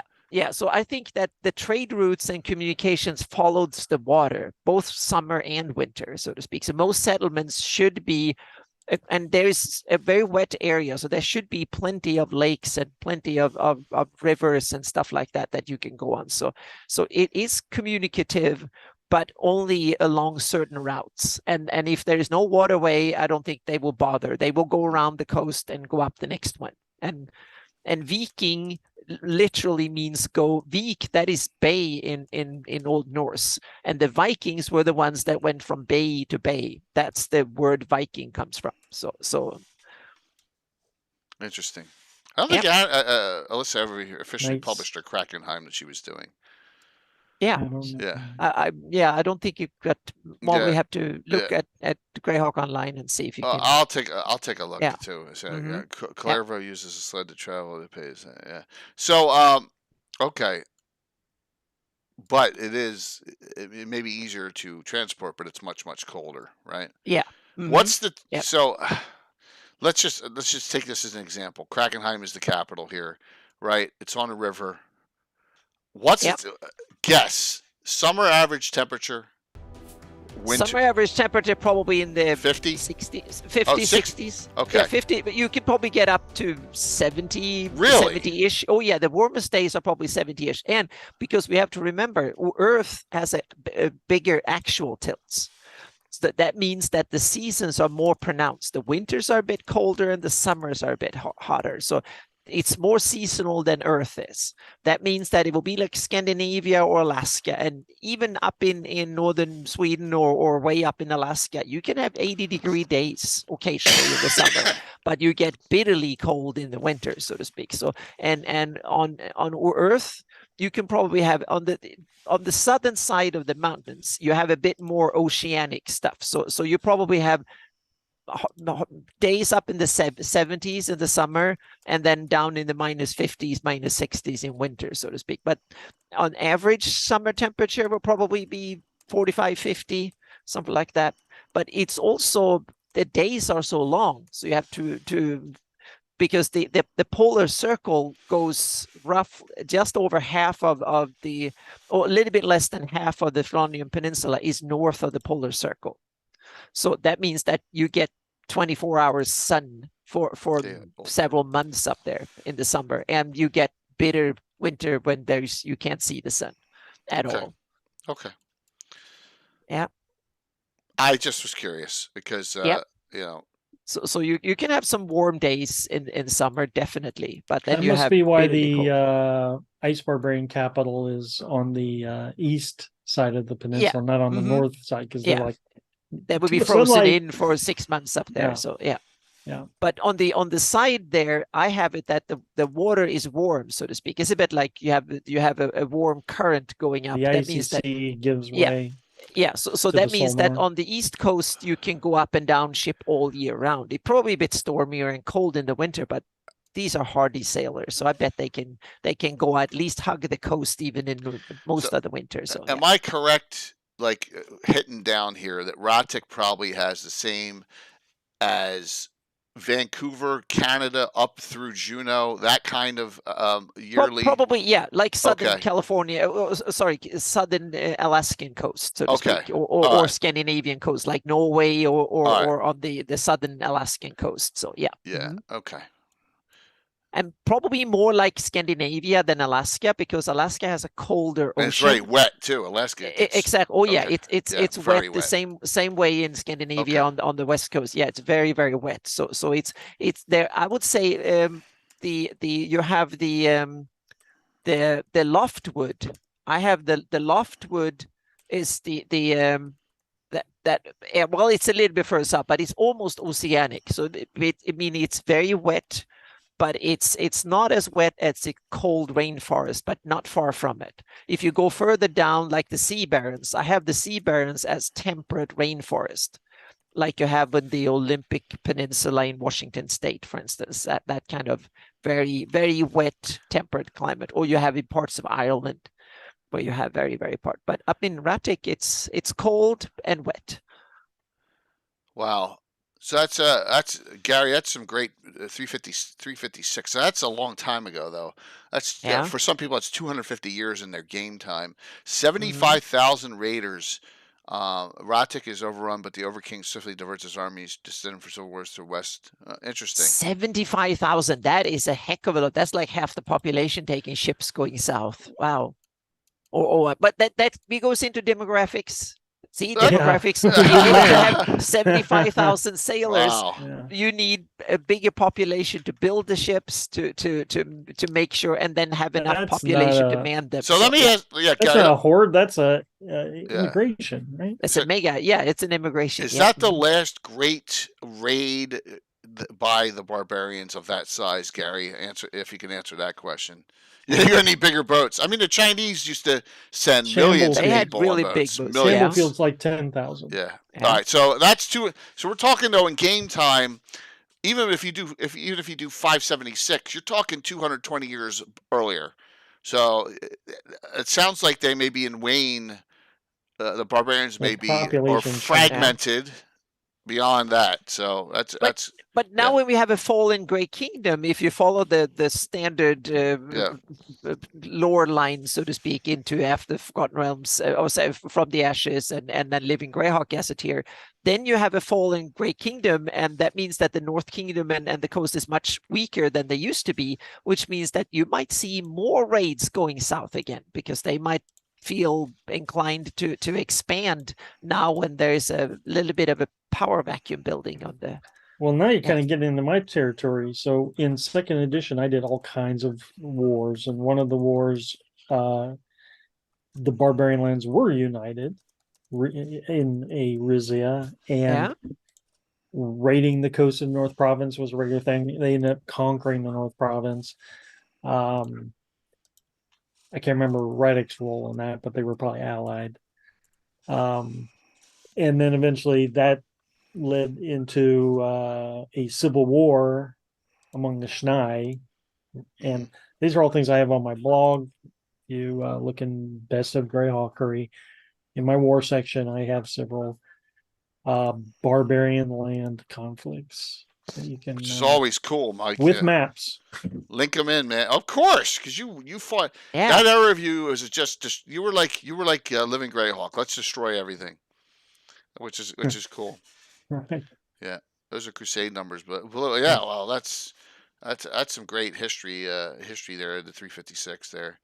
So all right, there's one for you. Trying to ask some questions here of everyone, and David's been posting a lot of great interesting information. Dave, you know what? The deep dives. All right, hold on. If I crash the stream, everyone sit tight. I'm gonna risk something. Uh-oh. Hold on one sec. We have worse than wrong button here. Because I'm going to bring this up so I can. You're going to hear double sound real quick. You're going to hear double sound real quick. Sorry about that. I got to turn it off. Now I got to turn it off. Sorry. Sorry. There you go. Okay. All right, I got it up. That's what she said. Oh, sorry. All right. 2E, Great Wars, Great Kingdom War Succession. Let's bring this up here. That's one of my biggest ones. Oh my. Look at this. Yeah. Wow. You are killing everyone. It's very involved. Very involved. Nice. What would be much more interesting, and I'll put this one in here, is the Schnai Civil War. So now in the Living Great Gazetteer talks about how there's these different jarldoms and whatnot. Mm-hmm. And one of my players was his character became one of these jarls, and so I ended up having this whole big political thing, and it double sound for a second. Boiled into another war. Back then I kept pretty good notes. So I have turned it into maps for you to see. That's awesome. It looks so great. David, link. Give me another link, David, because now that I have this up, I can actually bring up your stuff too.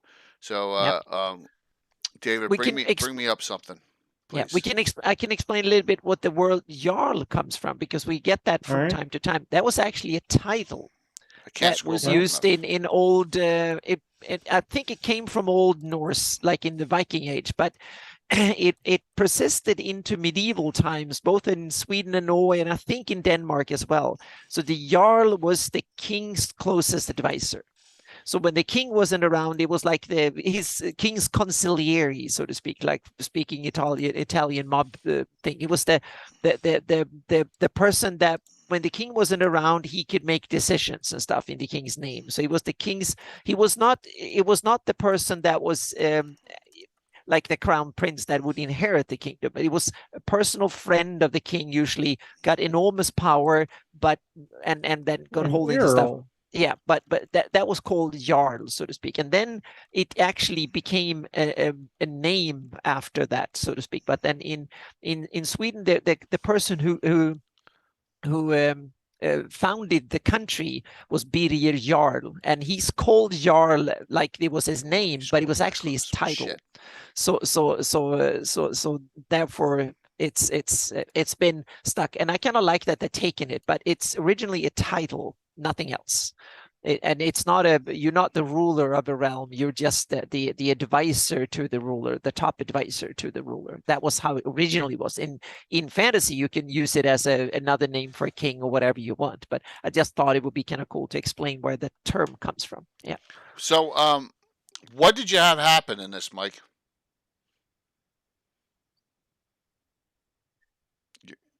Yeah, and it's probably the same word as Earl. Yes, that's probably very true.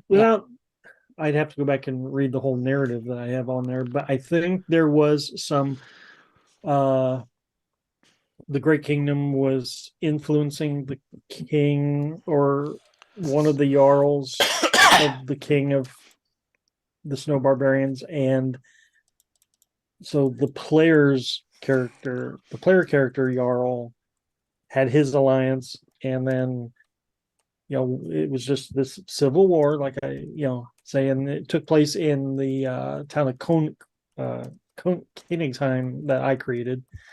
Or Home of the Kings. Königsheim? Yes. Anyhow, Königsheim, I love it. Yeah. Königsheim. And so there's a big battle there, and I think, if I recall, the player characters rescue King Orvang,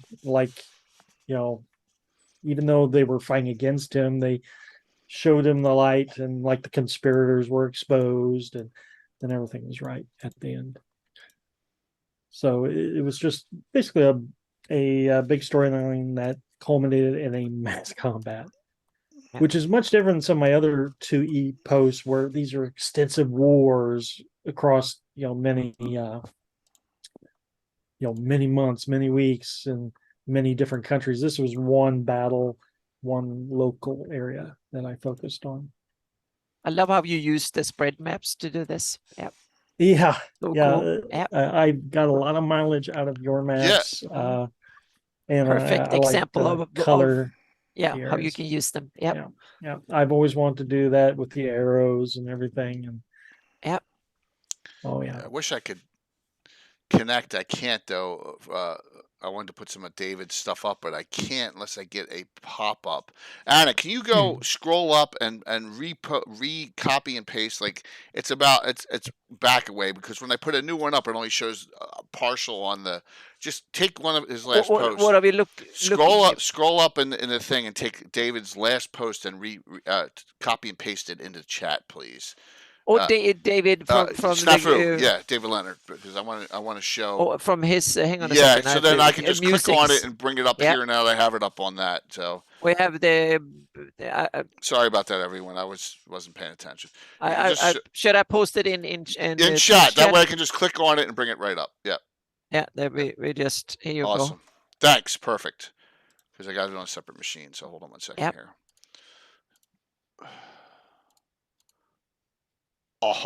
There we go. Okay. All right. So this is Sea of Medesia. That's not the right one. That was his latest. So, yeah. No. That was in the chat rolling already. It was in our chat rolling already. Yeah. Scroll up in our chat all the way up to the next one.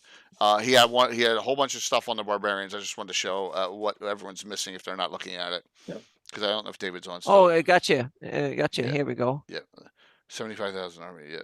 It would devastate, and that's probably what happened. Yeah, if you can just do that. That way I can click. There we go. There we go. All right, so now I can go off that. I can go here, and I can go here. Boom. Okay, now we're good. We're good now. All right. So let's go back. All right. So, if you want to see some other cool stuff, this is from 2 years ago on Vlekstad. David's got a whole bunch of these. He's been linking them in chat all the time, but let's just show the level of detail that he's going through to really share stuff in this area. It's brilliant. Yeah, research is fantastic on this, and you fill in the blanks in between. I love these. Yeah, it's fantastic. Talking about now, this one's on Vlekstad, which is what, Ice Barbarians. Right, and so talking about the mountains, and then Vlekstad is Stonefist. It's Stonefist. I'm sorry. Oh my God, I'm dumb. Oh look, there's a picture of Charybdis, and then there's timelines in here too, so you can get a really good feel on all the barbarian stuff going on up here. Yeah, thank you, Gary. He covers all the kings, the barbarian lands. Yeah. So it's really cool. Just saying that there is a ton of detail in here to just delve into. If you want to know a little bit about, I am never not surprised that David finds so much lore on these areas and these he NPCs. digs deep. Yeah. It's just yeah. like, Oh yeah.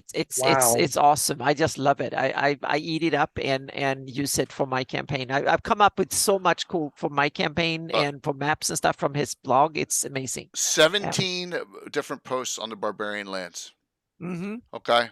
It's crazy how that stuff accumulates. 17. Now you might think, oh, I'll do a barbarian post, and then next thing you know, you got 17. Yeah, so you have a ton of stuff here that you can utilize right on it. And if you want to just go to the general link on his chat, there you go. All right.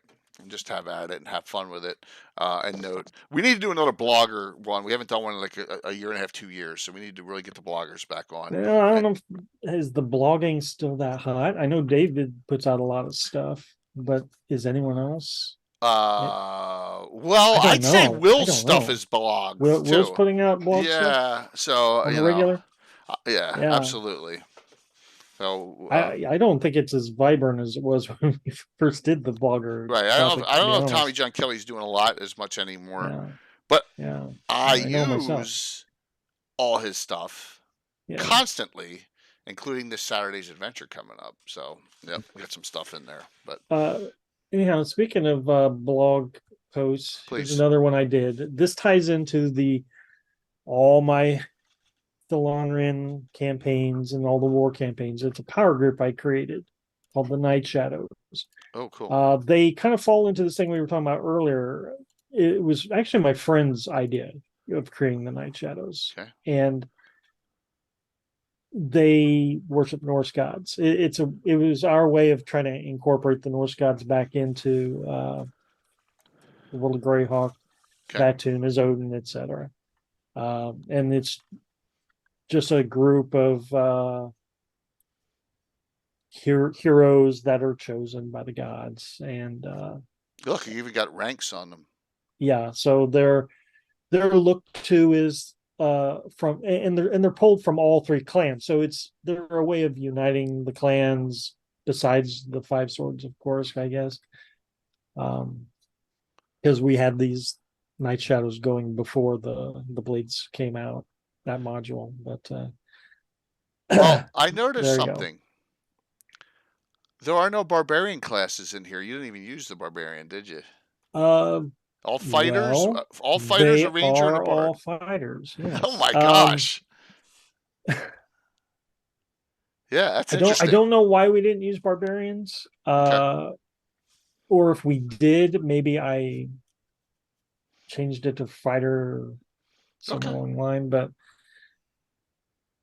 because I do distinctly remember my players having barbarian characters when Unearthed Arcana came out. You may have just sterilized it a little bit. I might have sterilized it because one of the things was the barbarian class in Unearthed Arcana could call hordes, and the horde size was based on your XP total. And I recall that being problematic for the barbarian lands because their population totals were low back in the day before the Living Great Gazetteer. And it's like, oh, you can't keep calling hordes. You're gonna like totally kill all the able-bodied men in the kingdom.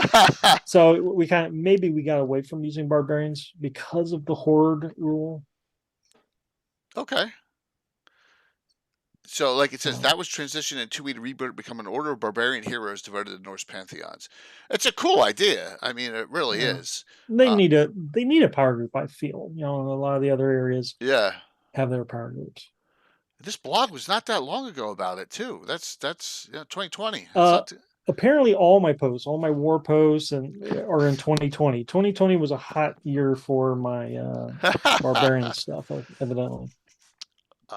That's because it was we were all bored with COVID. It was the COVID year, right? So we're all just sitting there at home. We're just right. I'll throw one more post up. This is Anna's favorite one. This is the one.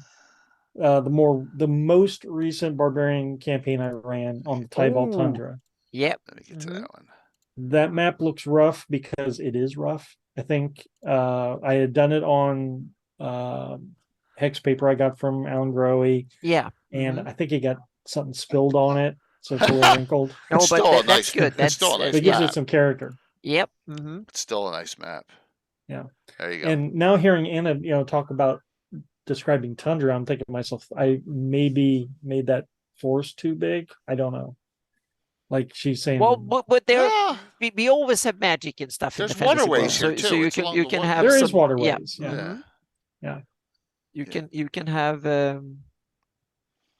Yeah. We should start a 5e Spilling Ice it, Barbarian yes. campaign. Yeah. I remember you running this. What happened to the campaign? It just was the group I have now is just not conducive to long-term campaigns because we don't get together enough, or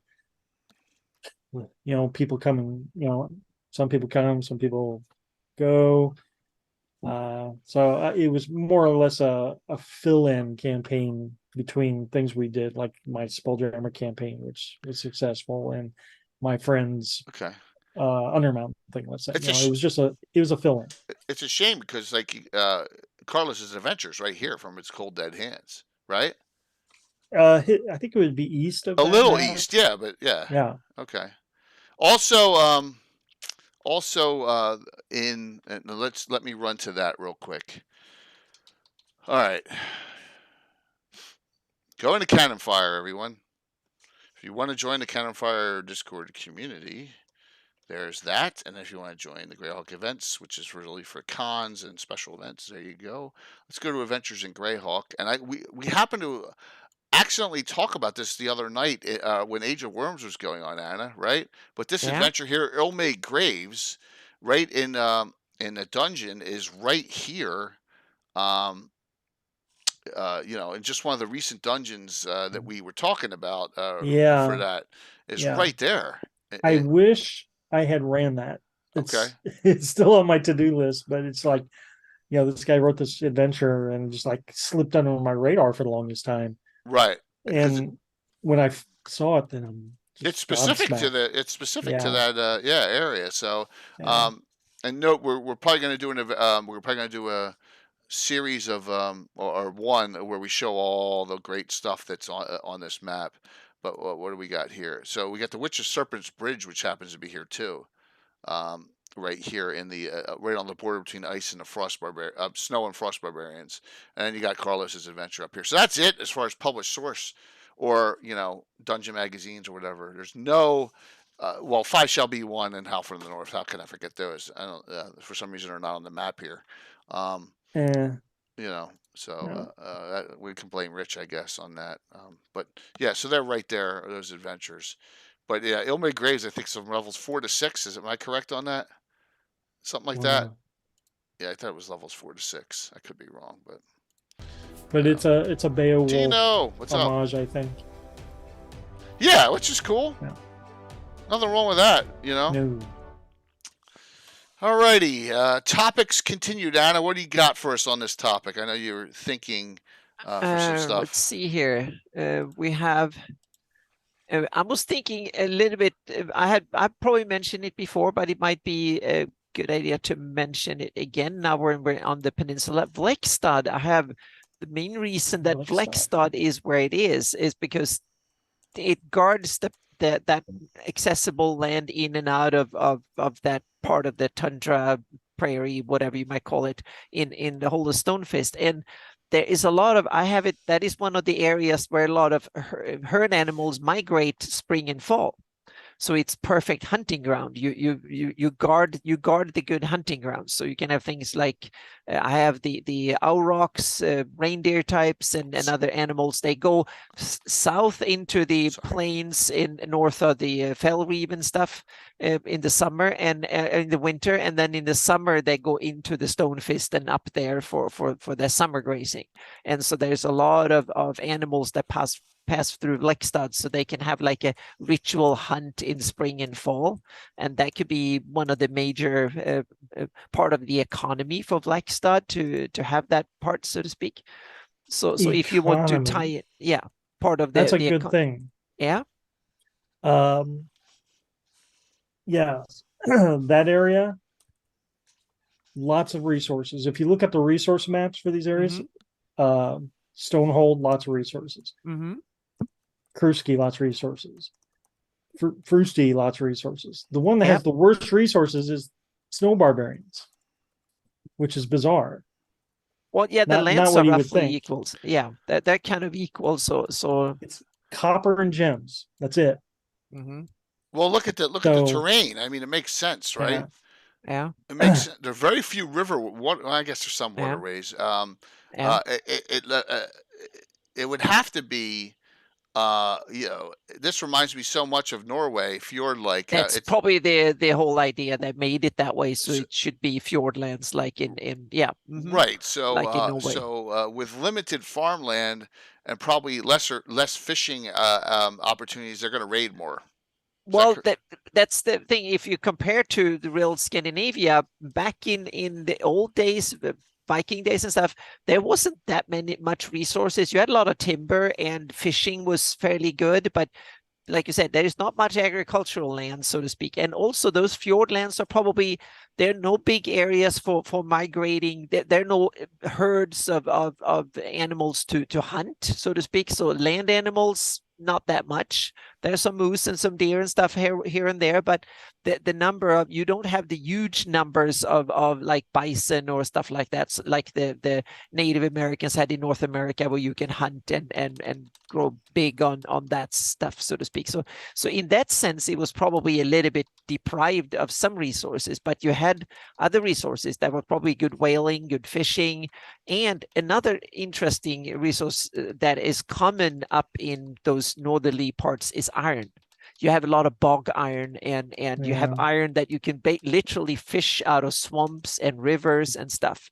So you get a lot of iron. But and back in Viking Age, that was one of the reasons that the Vikings grew. That was the late Iron Age. So when they figured out how to use all that bog iron, because earlier on in the Bronze Age, they had to import all the metal because there is no tin and copper to be had up in, at least in not in those days. There is no readily accessible. Modern days, now there's plenty of it in Sweden. Norway has big copper mines, but then you have to dig deep into the mountains, and people didn't do that in the Viking Age. But in a fantasy world, you might have more deep mining, so to speak. So mountains can have it, but it's not necessarily so. But iron for weapons and stuff is probably readily available in those areas. So you can go out in a bog, and meaning almost every person who lives out there somewhere can go out and dig up some iron and make into swords and crude weapons and stuff. I'd say any area on that peninsula that supposedly has dwarves has mineral wealth. Yeah. Yeah, I agree 100%. Absolutely, Mike. So there's probably plenty of mineral wealth, but most of it is not readily accessible. You can't dig into, because these mountains up here, because you have so much ice and stuff. So the only mountains that are left are the really hard mountain. Meaning if like California is full of sandstone, deserts have a lot of brittle stuff. But if you go up to Alaska, Scandinavia and stuff, the rocks that you find there are usually only the really hard rock, because the rest have been scraped off by ice and stuff over millennia, so to speak. So it's only the real tough rock that is still there. Not to change the subject too much, this is kind of a tangent of this, is one of the things I'm impressed about the Rizia is it has the resource of shipbuilding supplies, timber, which I never understood why that wasn't more prominent on the resource maps, but apparently Radek especially is very famous for their shipbuilding wood. And I think the one between Frost and Snow is also big. That might be because you don't have all types of timber. You have pine, spruce, and the evergreens, and they're great for a lot of things, but they're probably not the best shipbuilding trees. Then you usually want oak and more dense timber than too. Yeah. So the Vikings, I think they preferred, so it was the southern Scandinavian countries where you had oak and ash and a lot of trees where they built. Up north, the trees are they're just talking about the mass. Yeah, but if you want to build, if you want to have like cedarwood hull never rots. Yeah, cedarwood. Now, anyhow, what that all boils down to, though, is what are the ice barbarians making their ships from? is it that sable wood that turns black when you oil it down? Well, yeah, you could probably, and in a fantasy world, come on, you can have a little bit of magic to sprinkle in there somewhere, or you can, and you can use some of it, meaning you can find the southern slopes and you can do it, and a little bit other trees and stuff, and they are in the southern part of the peninsula there, so they can probably get some oaks and other stuff in there too occasionally. So yeah, people would ships. Yeah. Because they're down in the subarctic cold temperate. So destroyed. Oh yeah, pine and stuff is maybe not the best shipbuilding material. So yeah. So wow. Okay. What can you see happen, and irrespective of time frame?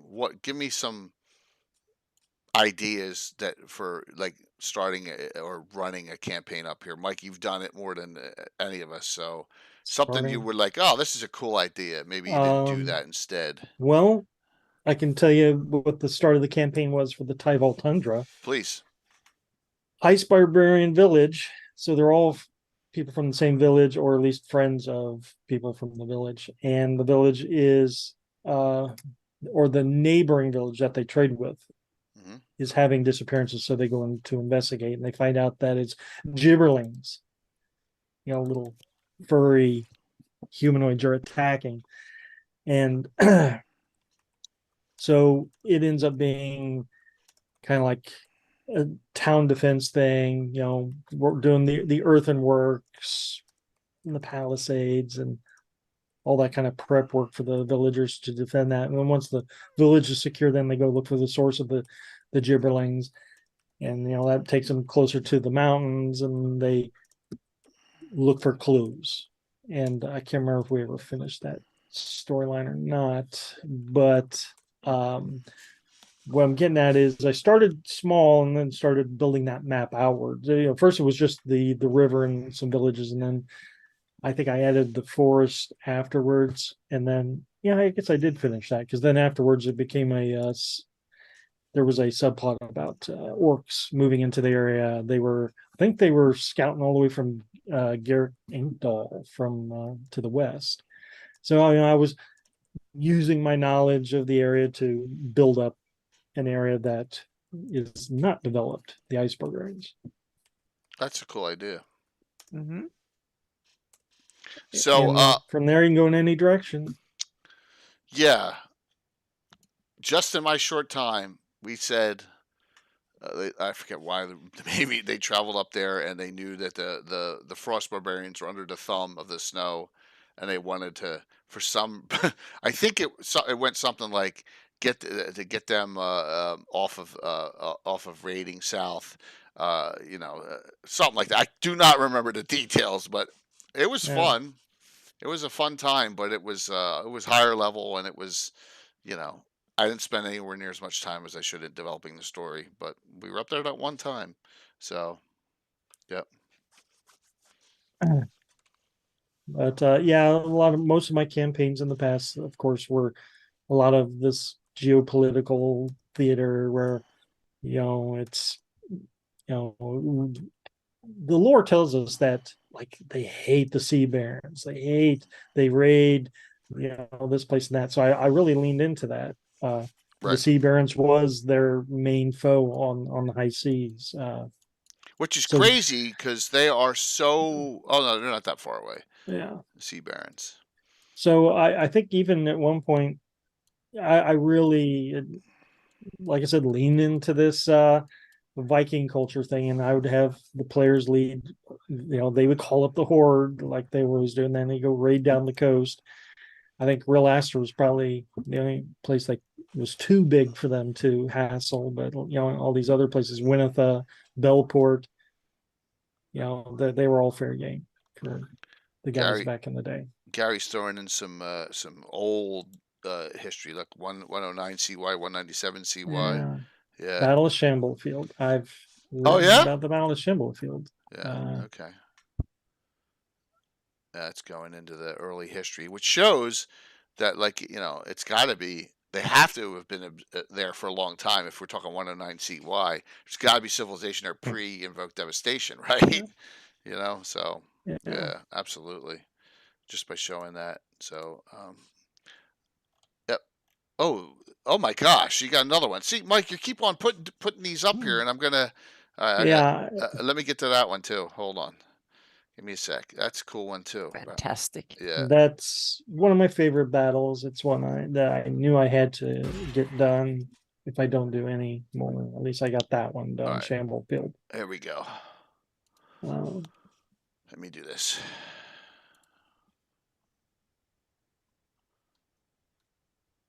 All right. The Battle of Shamble Field. Shamble Field. Look at this. Nice detail. What year did you do this? Oh, this is not that long ago. A year ago. Not that long ago. Yeah. Wow. Look at the side. So you got the armies and commanders of Erdi, the Kingdom of Frusty, and so we got the looks like the barbarians have a 2-to-1 advantage. Huh. Yes. But they really get their ass kicked. So there you go. It's a heroic moment for the Erdi, yes. A rare heroic moment for the Erdi. So it looks like a 2-pronged, 3-pronged attack. Huh. Right? Well, you got to follow the letters. There's a narrative on the movement. It's not. Oh, okay. It's all those things ain't happening at once. It's like that 3-pronged attack thing. Oh, yeah, I guess maybe they are going after the ports. Right. But they don't hold them for very long. Nice. If you skip to the end of that article, you'll see that I have a section on hooks that you can. It's not enough for me just to write an article, a dry historical article about something. Awesome, I tried to put something in there for you could use it in a campaign, use the battle, so you can reenact the battle or whatever you want to do, and you could be on either side. You could be on the Erdian side or the barbarian side. So, okay, it says DMs who wish to feature the battle in another campaign should note this conflict takes place 460 years before starting it. So, hey, Norker. So here's some ideas. Players are scouts of the Frusty tribe, or battle couriers. In heat of battle, PCs are tasked by the Night Protectors to deliver news of the barbarian invasion. Rescue banner. The PCs are trusted allies of the Night Protectors and stand by their side in pitched battle.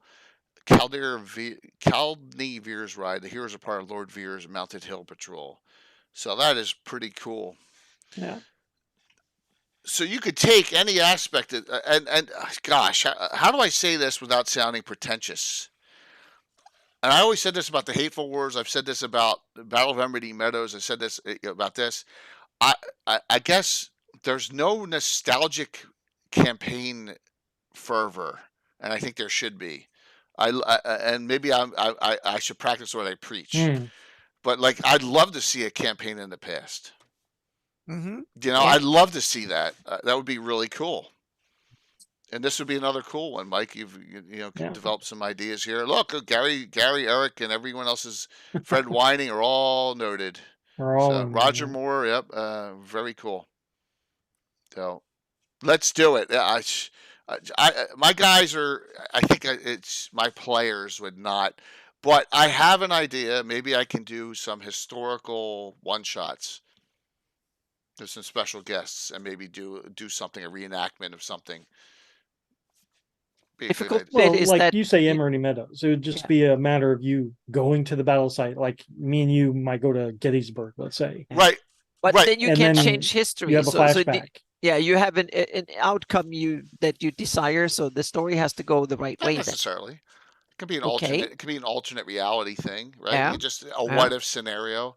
You know, it could be all that kind of stuff. Yeah, the Battle of Emerald Meadows, though, like having a little side piece of it, a side skirmish. I would love to do that for a future campaign. So instead of developing how I see the land being now, you go back and actually play which version of the new campaign you want, so to speak. So whether one side or the other wins, that will tell how I develop an area. That will be kind of interesting. Yeah. That will be super cool to do that. Cool, Amy. That's a cool idea.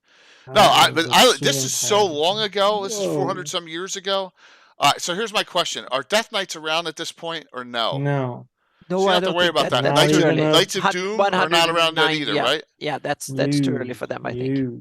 Yeah. That's back when things were all happy, shiny, heroic. Mm-hmm. Yeah, That was there's a before whole they bunch fell. of them. There's a whole Mhm. bunch of them. It may be difficult, but maybe some down the road, or maybe a future event, or maybe a virtual GrowCon next year. We highlight historical things. I mean, there's all sorts of ideas, but I think it would be really cool to delve into this, Mike. And this is so fantastic. You doing this, that Gary discussed in chat, and then you say, "Oh, I wrote this all up," Boom. So. Yeah. That is why bloggers That's are. one's easy though. All the lore's written for me. I didn't have to create any of it. But it's okay. You and David are documenting this for anyone to look Yes. at whenever they want. And What I felt was important is when you're talking about battles, you need a map for context, because the map that you start with, the Darlene map you start with, might not be the same. Like there is no Bone March back in the Battle of Shamble Field, so the map would have to look different. No, what I'm saying is, Gary, is that stuff is documented by the bloggers like this that you just put in chat, and Mike said, "I did this," or John Kelly said, "I wrote up all the literature and the storyline behind it." David said, "I documented all the stuff about the Ice Barbarians." Yeah. What I'm saying is, there's places that you can go. Hey, Razmataz, good to see you. There's places that you can go and access this, whether it's via our streams or whatever. And that's what I'm saying. The community is serviced by the bloggers. It's not a popular corner of the map, but yeah, there is a lot of people have documented the information we do have on it quite well. Mm-hmm.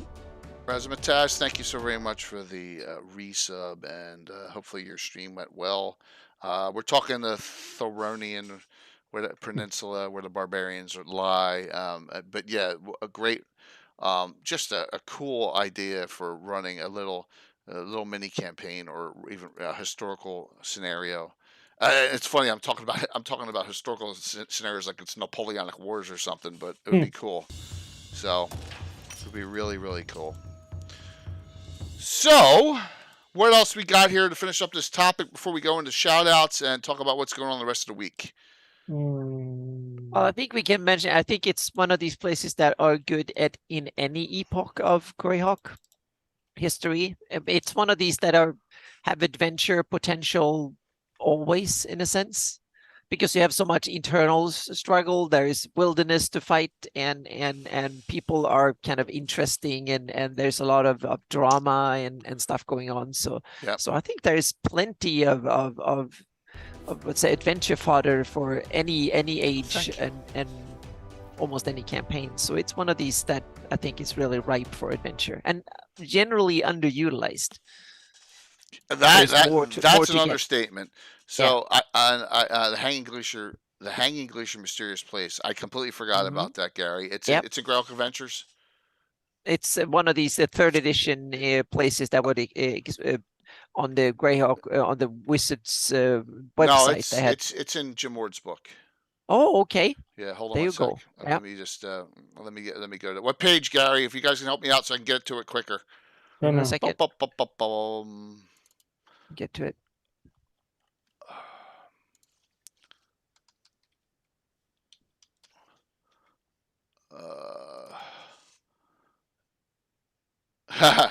No, Hype Train is close. I need one more person to cheer for 100. There's outside of those three, or sub for someone else. So it's close. It's got to be 3 different people within that time frame and within the next 2 minutes. So if someone else wants to cheer for 100, that'll get it going. So here we go. Yeah, it's close. I had a level 4 already, which is great. So there you go, Jeff. Thanks, Jeff. That'll get it going. Thank you so very much. Locations. A Living Core. I'm trying to find it here. I'm looking at Burning Cliffs, Twisted Forest, Sinking Isle, Screaming South Pits of Essex. No, the Hanging Glacier, I think, is it. Carl Sargent. I think that's From the Ashes. Is it From the Ashes? Oh. Yeah, It's not in there. It's exactly. It's not in there. Yep. Greyhawk Adventures would be Skrilling's. Scrad. Hang on a second. Hold. We'll go there. Yeah. All right. Yes, Skellingshald. Yeah, that's there. Yeah. Yeah, so we'll go Hold. So there's and that is the little principality hidden up in the mountains. Yep. That's Here it is, Scald. So yes, Mike, tell us about Scald in the Griffin Mountains. I do not. Yeah, it's a know mysterious about place from the Wizard of the Coast. Yeah. I'm not read up on that place. Anna, all I know from the base lore, it says there's a little principality in the mountains that has all this material wealth, and that there's just gems laying around the streets.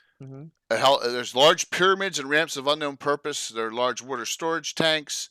Scrolling Skull might remain relatively obscure, not for the stories that great treasure may be found there. Indeed, it bears some passing resemblance to a land placed by popular legend in the Griff Mountains. However, where buildings are roofed in gold, however, the citadel is most likely not inhabited by any human race.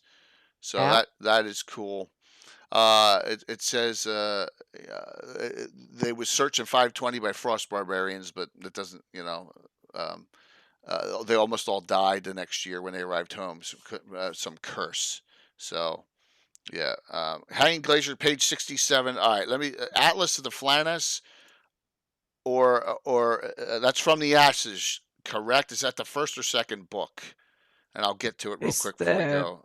Second, I think. That's the second book. I think so, Give but now I should. I got so much stuff wet. on here. It's okay. Yeah.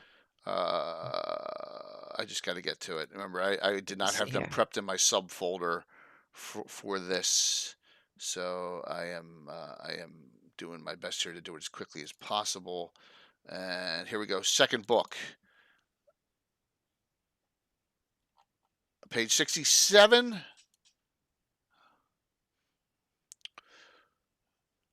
That wasn't too bad as far as quickness goes. It must be the first book. That's Brotherhood's Men. Must be in the first book. Was that correct? Page 67? Yep. All right. Let me go to first book. Wah, wah, wah. Yeah, it's here. Oh, I'm almost right there already in the opening. Here we go. Hanging Glacier of Alice. Oh, I can't even pronounce that. All right. Cool, Gary. Thank you for letting us know and getting that. So, and CY-113, a scholar and explorer, Alice Sedran, returned from the barbarian lands with a tale so bizarre no one believed it. As ramblings were put down to feverish ultra effects of being run through with a scimitar by a Sul pirate on the Solnar Ocean. So, described a glacier in very depths of the chorus that traveled at great speed to a massive precipice and then stopped abruptly. Interesting. The ice shards are hung there, pure water. So, certain ice shards were light blue in color. Each of these shards contained a single tiny bubble with a miniature monster inside. Oh, that is neat. All these creatures were cold using or cold dwelling techniques. Someone miniaturized them all. That's right. This is an XP farm, is what it is. Yeah, it sounds like it. Wow, that is cool. No natural, only monsters. Oh my. Oh my. So the glacier itself was regarded as cursed, an area where a powerful evil spirit dwelled. So it doesn't, right? It doesn't say how they got shrunk. So, all right. So he did. Creighton Broadhurst did, and Greg Marks, did an adventure about it, which is cool. Would that be the only adventure set in the peninsula for Living Greyhawk? It's not a region, right? No, I think it was beyond the regions. It's a core. It's a core. COR's core, right? So that would be the only reason we travel there. That is neat. Another core in the Frost Weapons. Okay, I would hope so. Interesting. Well, that is cool, Gary. Thank you for that. Thank you for the second hype train during the stream. I really appreciate it. Thank you so very much. Remember, it's a double giveaway. So the winner will get the choice of 2 classic D&D reprints. All right. And Dale, if you're still on, I owe you one from Sunday. You haven't told me what you want yet. So, alrighty. Well, thank you for both those. We got Skelling, Scrad, and that one. So, what else we got for this in summation here, Mike? What do you think? What do you got? Lots of goodness in this discussion.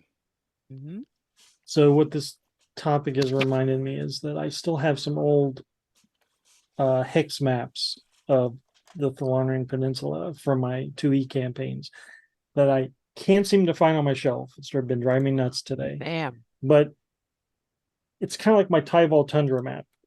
But I remember mapping all along the coast, so it's just like this big U-shaped. You did map like what the barbarians probably do. You go along the coast and you map it. Yeah, I just map the coast, and so I need to find these because I'm sure there's some homebrew villages and towns I made, and I need to show these to Anna. So it's really amazing how, Mike, these discussions bring out some hidden gold from you, man, and I love it. Yeah. I love that stuff. You know, you're bringing out some wonderful. Well, it was definitely a silver age of my gaming. My best friend Jason and me ran the 5 Shall Be 1 adventures, just the two of us. He played all 5 characters to get all 5 swords. Oh my gosh, that's awesome. So a lot of the campaign development that we've done is because he himself was really interested in that Viking culture thing, and we played the module. So I'd say more than half of the stuff that I've ever written about the Barbarian Lands is from games that Jason played and his ideas. Excellent. So yeah, that's why I'm very passionate about the Barbarian Lands. Well, this was a great topic. Anna, what do you got to say in summation here? Well, I just agree. Thank you, Mike, for initializing it and have so much to add to the discussion here. I'm little wonderful eggs to bring into the story. I love the corners of the maps, as you know. Yep, it's a great place. But all's not in a corner of a map, really.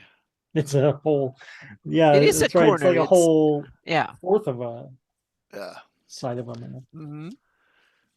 So I'm really glad we did this because I learned some things too. So and that's a wonderful thing, just to note that even in the rare and the way out there areas, there's a lot of good content. You just got to know where to look. And we showed you some spot. David Leonard's done a whole bunch of stuff. Mike's got a ton of blog stuff. Plus, there's some good adventures published. Carlos has one. There's 2 in the dungeons, and so you can really and some great history, detailed history, which is fantastic. So I really love the discussion tonight. Like I said, first of 4 this week. So let's see what everyone's got going on. Mike, what do you got? What do you got rolling here? Well, surprisingly, I have been working on a new map that I'll try to. It's not done. It's almost done. Maybe I'll have it posted tomorrow or by the weekend. Okay. This was for my own amusement, but the preview on this is that it is a oversimplified Darlene map. Oh, so wow. Think about that one, Anna. It's an oversimplified Darlene map. That sounds awesome. So just those are the kind of things that I do get into working on stupid stuff. I don't have any serious any serious projects right now. I just work on silly things that pop into my head. Like a random comic strip about, Curtis and Hieronymus or something. Those are the kind of things I do. So nothing else going on. So just, very cool. Hanging out. That's all right, man. Nothing wrong with that at all. Yep. Thanks a lot for the topic idea and all the points, man. It was a great discussion. Anna, what do you got going on? I've got deep dived into something that I thought I'll just fill out the Shieldland heraldry, and now it's turning into my biggest heraldry project yet, so to speak. But it is I'm basically filling in all the blanks that I had in the Shieldland area and some historic variations and some neighboring stuff and Ayusian stuff and Horn Society stuff that goes along with the stories. And I'm a bit over 30 now in heraldry, and in some ways I think this are my best heraldry I've done so far. I think it's really cool. Like some of them come with cool backstories and why they look like they do, and because I think that most heraldry requires a bit of explanation. Some of it is super simple explanation. Some of it has some cool backstories to it, and also there is some runes involved in it, like the Los Forge, for instance, where the Shieldland was actually constituted, has a heraldry that celebrates that, and that has a combination of two runes from the Greyhawk, these runes that are in the Greyhawk from the glossography and in from the ashes and stuff. So I've taken two runes, combined them, and see if you can figure out which ones. And that was one of them. And some of them are tying into old Flan. Some of them are definitely pure Iridian and stuff. The colors mean things and stuff. So, and some of them I tried to tie into little things that are mentioned about these places, and I also realized there's some errors in my historic Shieldlands map, so I'm doing a revised version of that one to come along, and hopefully it's only a couple of more days, and it can be posted. And that it was a rabbit hole I thought wouldn't be much, but I wanted to have this as an example of how you dive deep into creating your heraldry for your Greyhawk campaign. And you can take any area and you dive deep into history and the culture, geography, and adventures and stuff. So to create it. For instance, I have a heraldry of one place, Battle Down, that was actually two Thillronian fighters that decided to, when an earlier invasion of they came in back in the day when they settled it, that actually two knights back then that they decided to stay and occupy the place even under the worst of enemy onslaught, and they survived. So their swords were put down, and they have it on the heraldry, and there is the rising sun in the background because that was the legend, so to speak. When the rising sun came, they were still on the battlement screaming out victory, so to speak. There's so much thought into that heraldry. Yeah, and I turned that into the heraldry. That's the heraldry of Battle Down. And the village is, or the town is called Battle Down simply because it originally was Battle Dawn, but then it got screwed up somewhere in the spelling or something like that. So they named the place. So, and I invented that story, but I thought it would be kind of cool to create heraldry that way. So it's a white wall, two swords in the front, and a rising sun in the background. And it's the Grey Kingdom blue as the backdrop, both as the sky, but the sky also has the Grey Kingdom blue as to just show that they rule the world, so to speak. So I try to tie in stories like that into the heraldry. So the things have a meaning and stuff. Some of them have ridiculous meaning, like it was simply an outpost between two others. So they just put a green dot over it because that was kind of the stretch between two others, and then it stuck. So some of it doesn't have a fancy, glorious story. It just happened to be something easy that they came up with, so to speak. But that's also a story. So I try to come. So that is coming hopefully within a few days. I just need to, there's 3 or 4 pieces I need to do, and I need to rework the Shieldlands historic map, but it's not much. There's a couple of places I need to move around and stuff to make it work. So that is the next one coming up. Very cool, Anna. Lots going on, which is great. Yep. Okay, so here's what's going on the rest of the week. Tomorrow, so far so good. We're finishing Bristanum's Cairn from Dungeon 6. So I highlighted a foreshadowing on Sunday night as the picture of the cover. So, hey, storyteller, good to see you. Yeah, this individual, look, I love that picture. So that should give you concern. Well, here's a little foreshadowing maybe of the last encounter, because I do this kind of stuff where I'm like, so this dude, Bill Mastercrafter painted up a new miniature on the right here. So, Oh, there he is. Wow. Yes, with some other little friendlies in there. So, yeah, you get the idea. So, hey, Texas is always a great place. So, yep, and that's tomorrow night. We'll finish that up. So, but that's not the only RPG. It's something worse than Han Solo by far there, and you'll see. Um, and it has such a Greyhawk flavor, and it's not a Greyhawk based adventure, which doesn't make sense, but that's okay.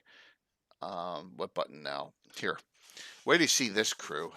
I'm scared for this. So the most beautiful ... is the name of the adventure. 1020. Heather Hex, Little Bird, April Holstolo, Assassin, Little Bones. Joining late is she is filling in for someone else who couldn't make it. Mike Disney and Tempest. A regular the DFCC, the dual fisted communist checkers.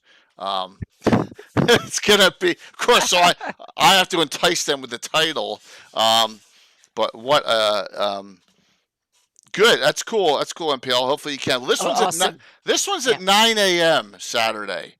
So there you go. This one's a morning stream.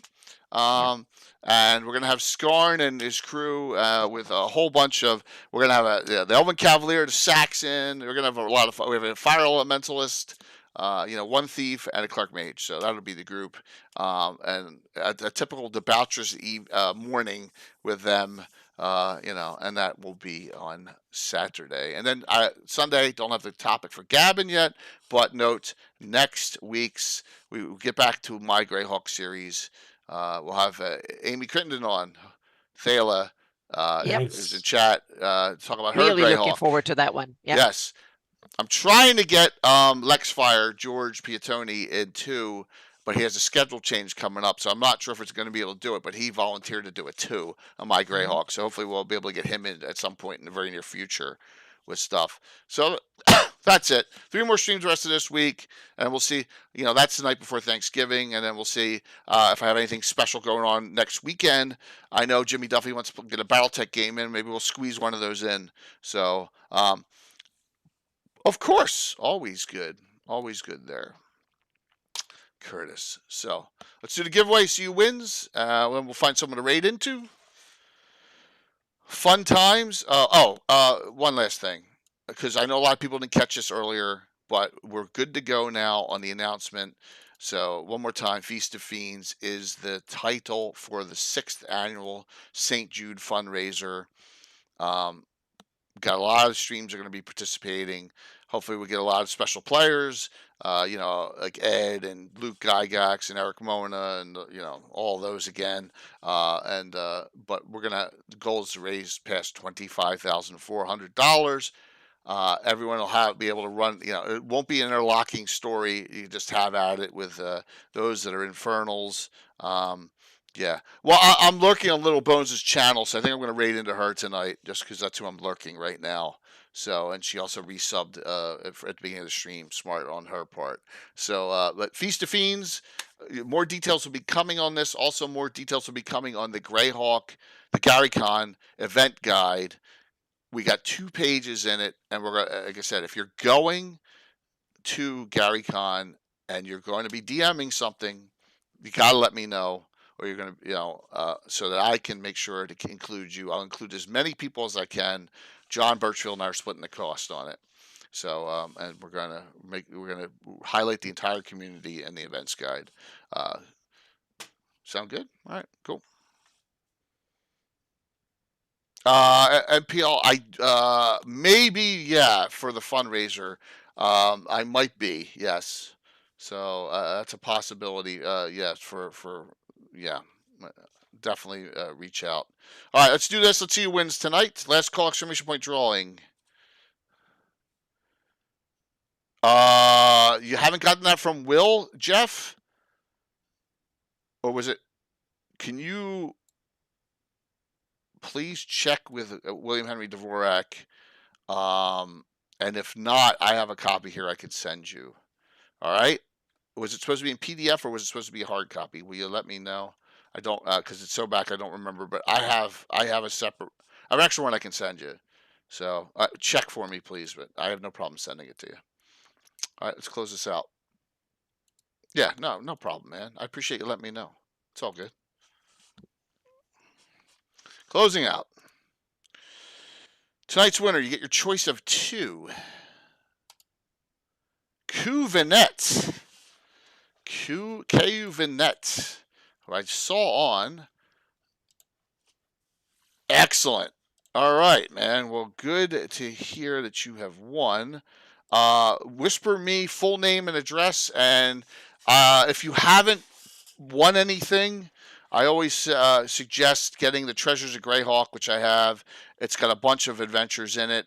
Give you a feel of the community, and then there's a whole bunch of classics I have, like a legendary classic like White Plume Mountain. If you don't have that, would be awesome. So just giving you some ideas for that if you need some. But if not, we can always talk about it. So see you tomorrow night, 7:30, everyone. It's Infinite Dimensions game giveaway. So if you have a 3D printer, we're giving gift certificates for that. But we're also going to do a Reaper Minis giveaway as well. So, oh, he did? Oh, that's great. I didn't know that. Okay, well, thank you. Thank you for letting me know, Jeff, that he did that. That is great to hear that he's capable. So, yep, awesome. Let's rock and roll here. Let's rain the bones tonight, and then we will go from there. So, very cool here. Anna, Mike, thank you. Carlos, thank you for coming on for a bit too. Yep. Awesome. We'll see you all tomorrow. And like I said, we got a packed week of content. And note, my employment situation is in a good place. So. Starting December 4th, and it's a real it's a good place. So just note that is past. So if I look stressed, I'm not stressed anymore. So see you all tomorrow night. Have a good one. Thanks. Yeah.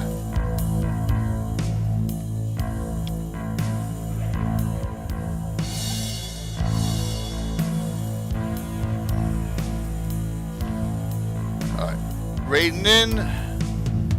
Just say hi. Stop in and say hi if you, that would be always very kind to do.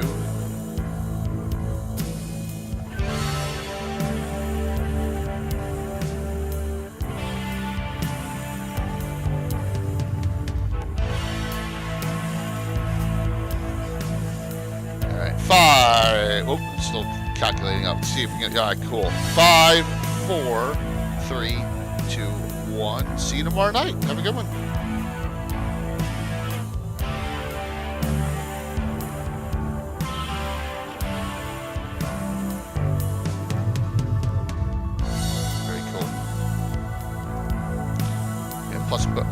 Plus Bones volunteered to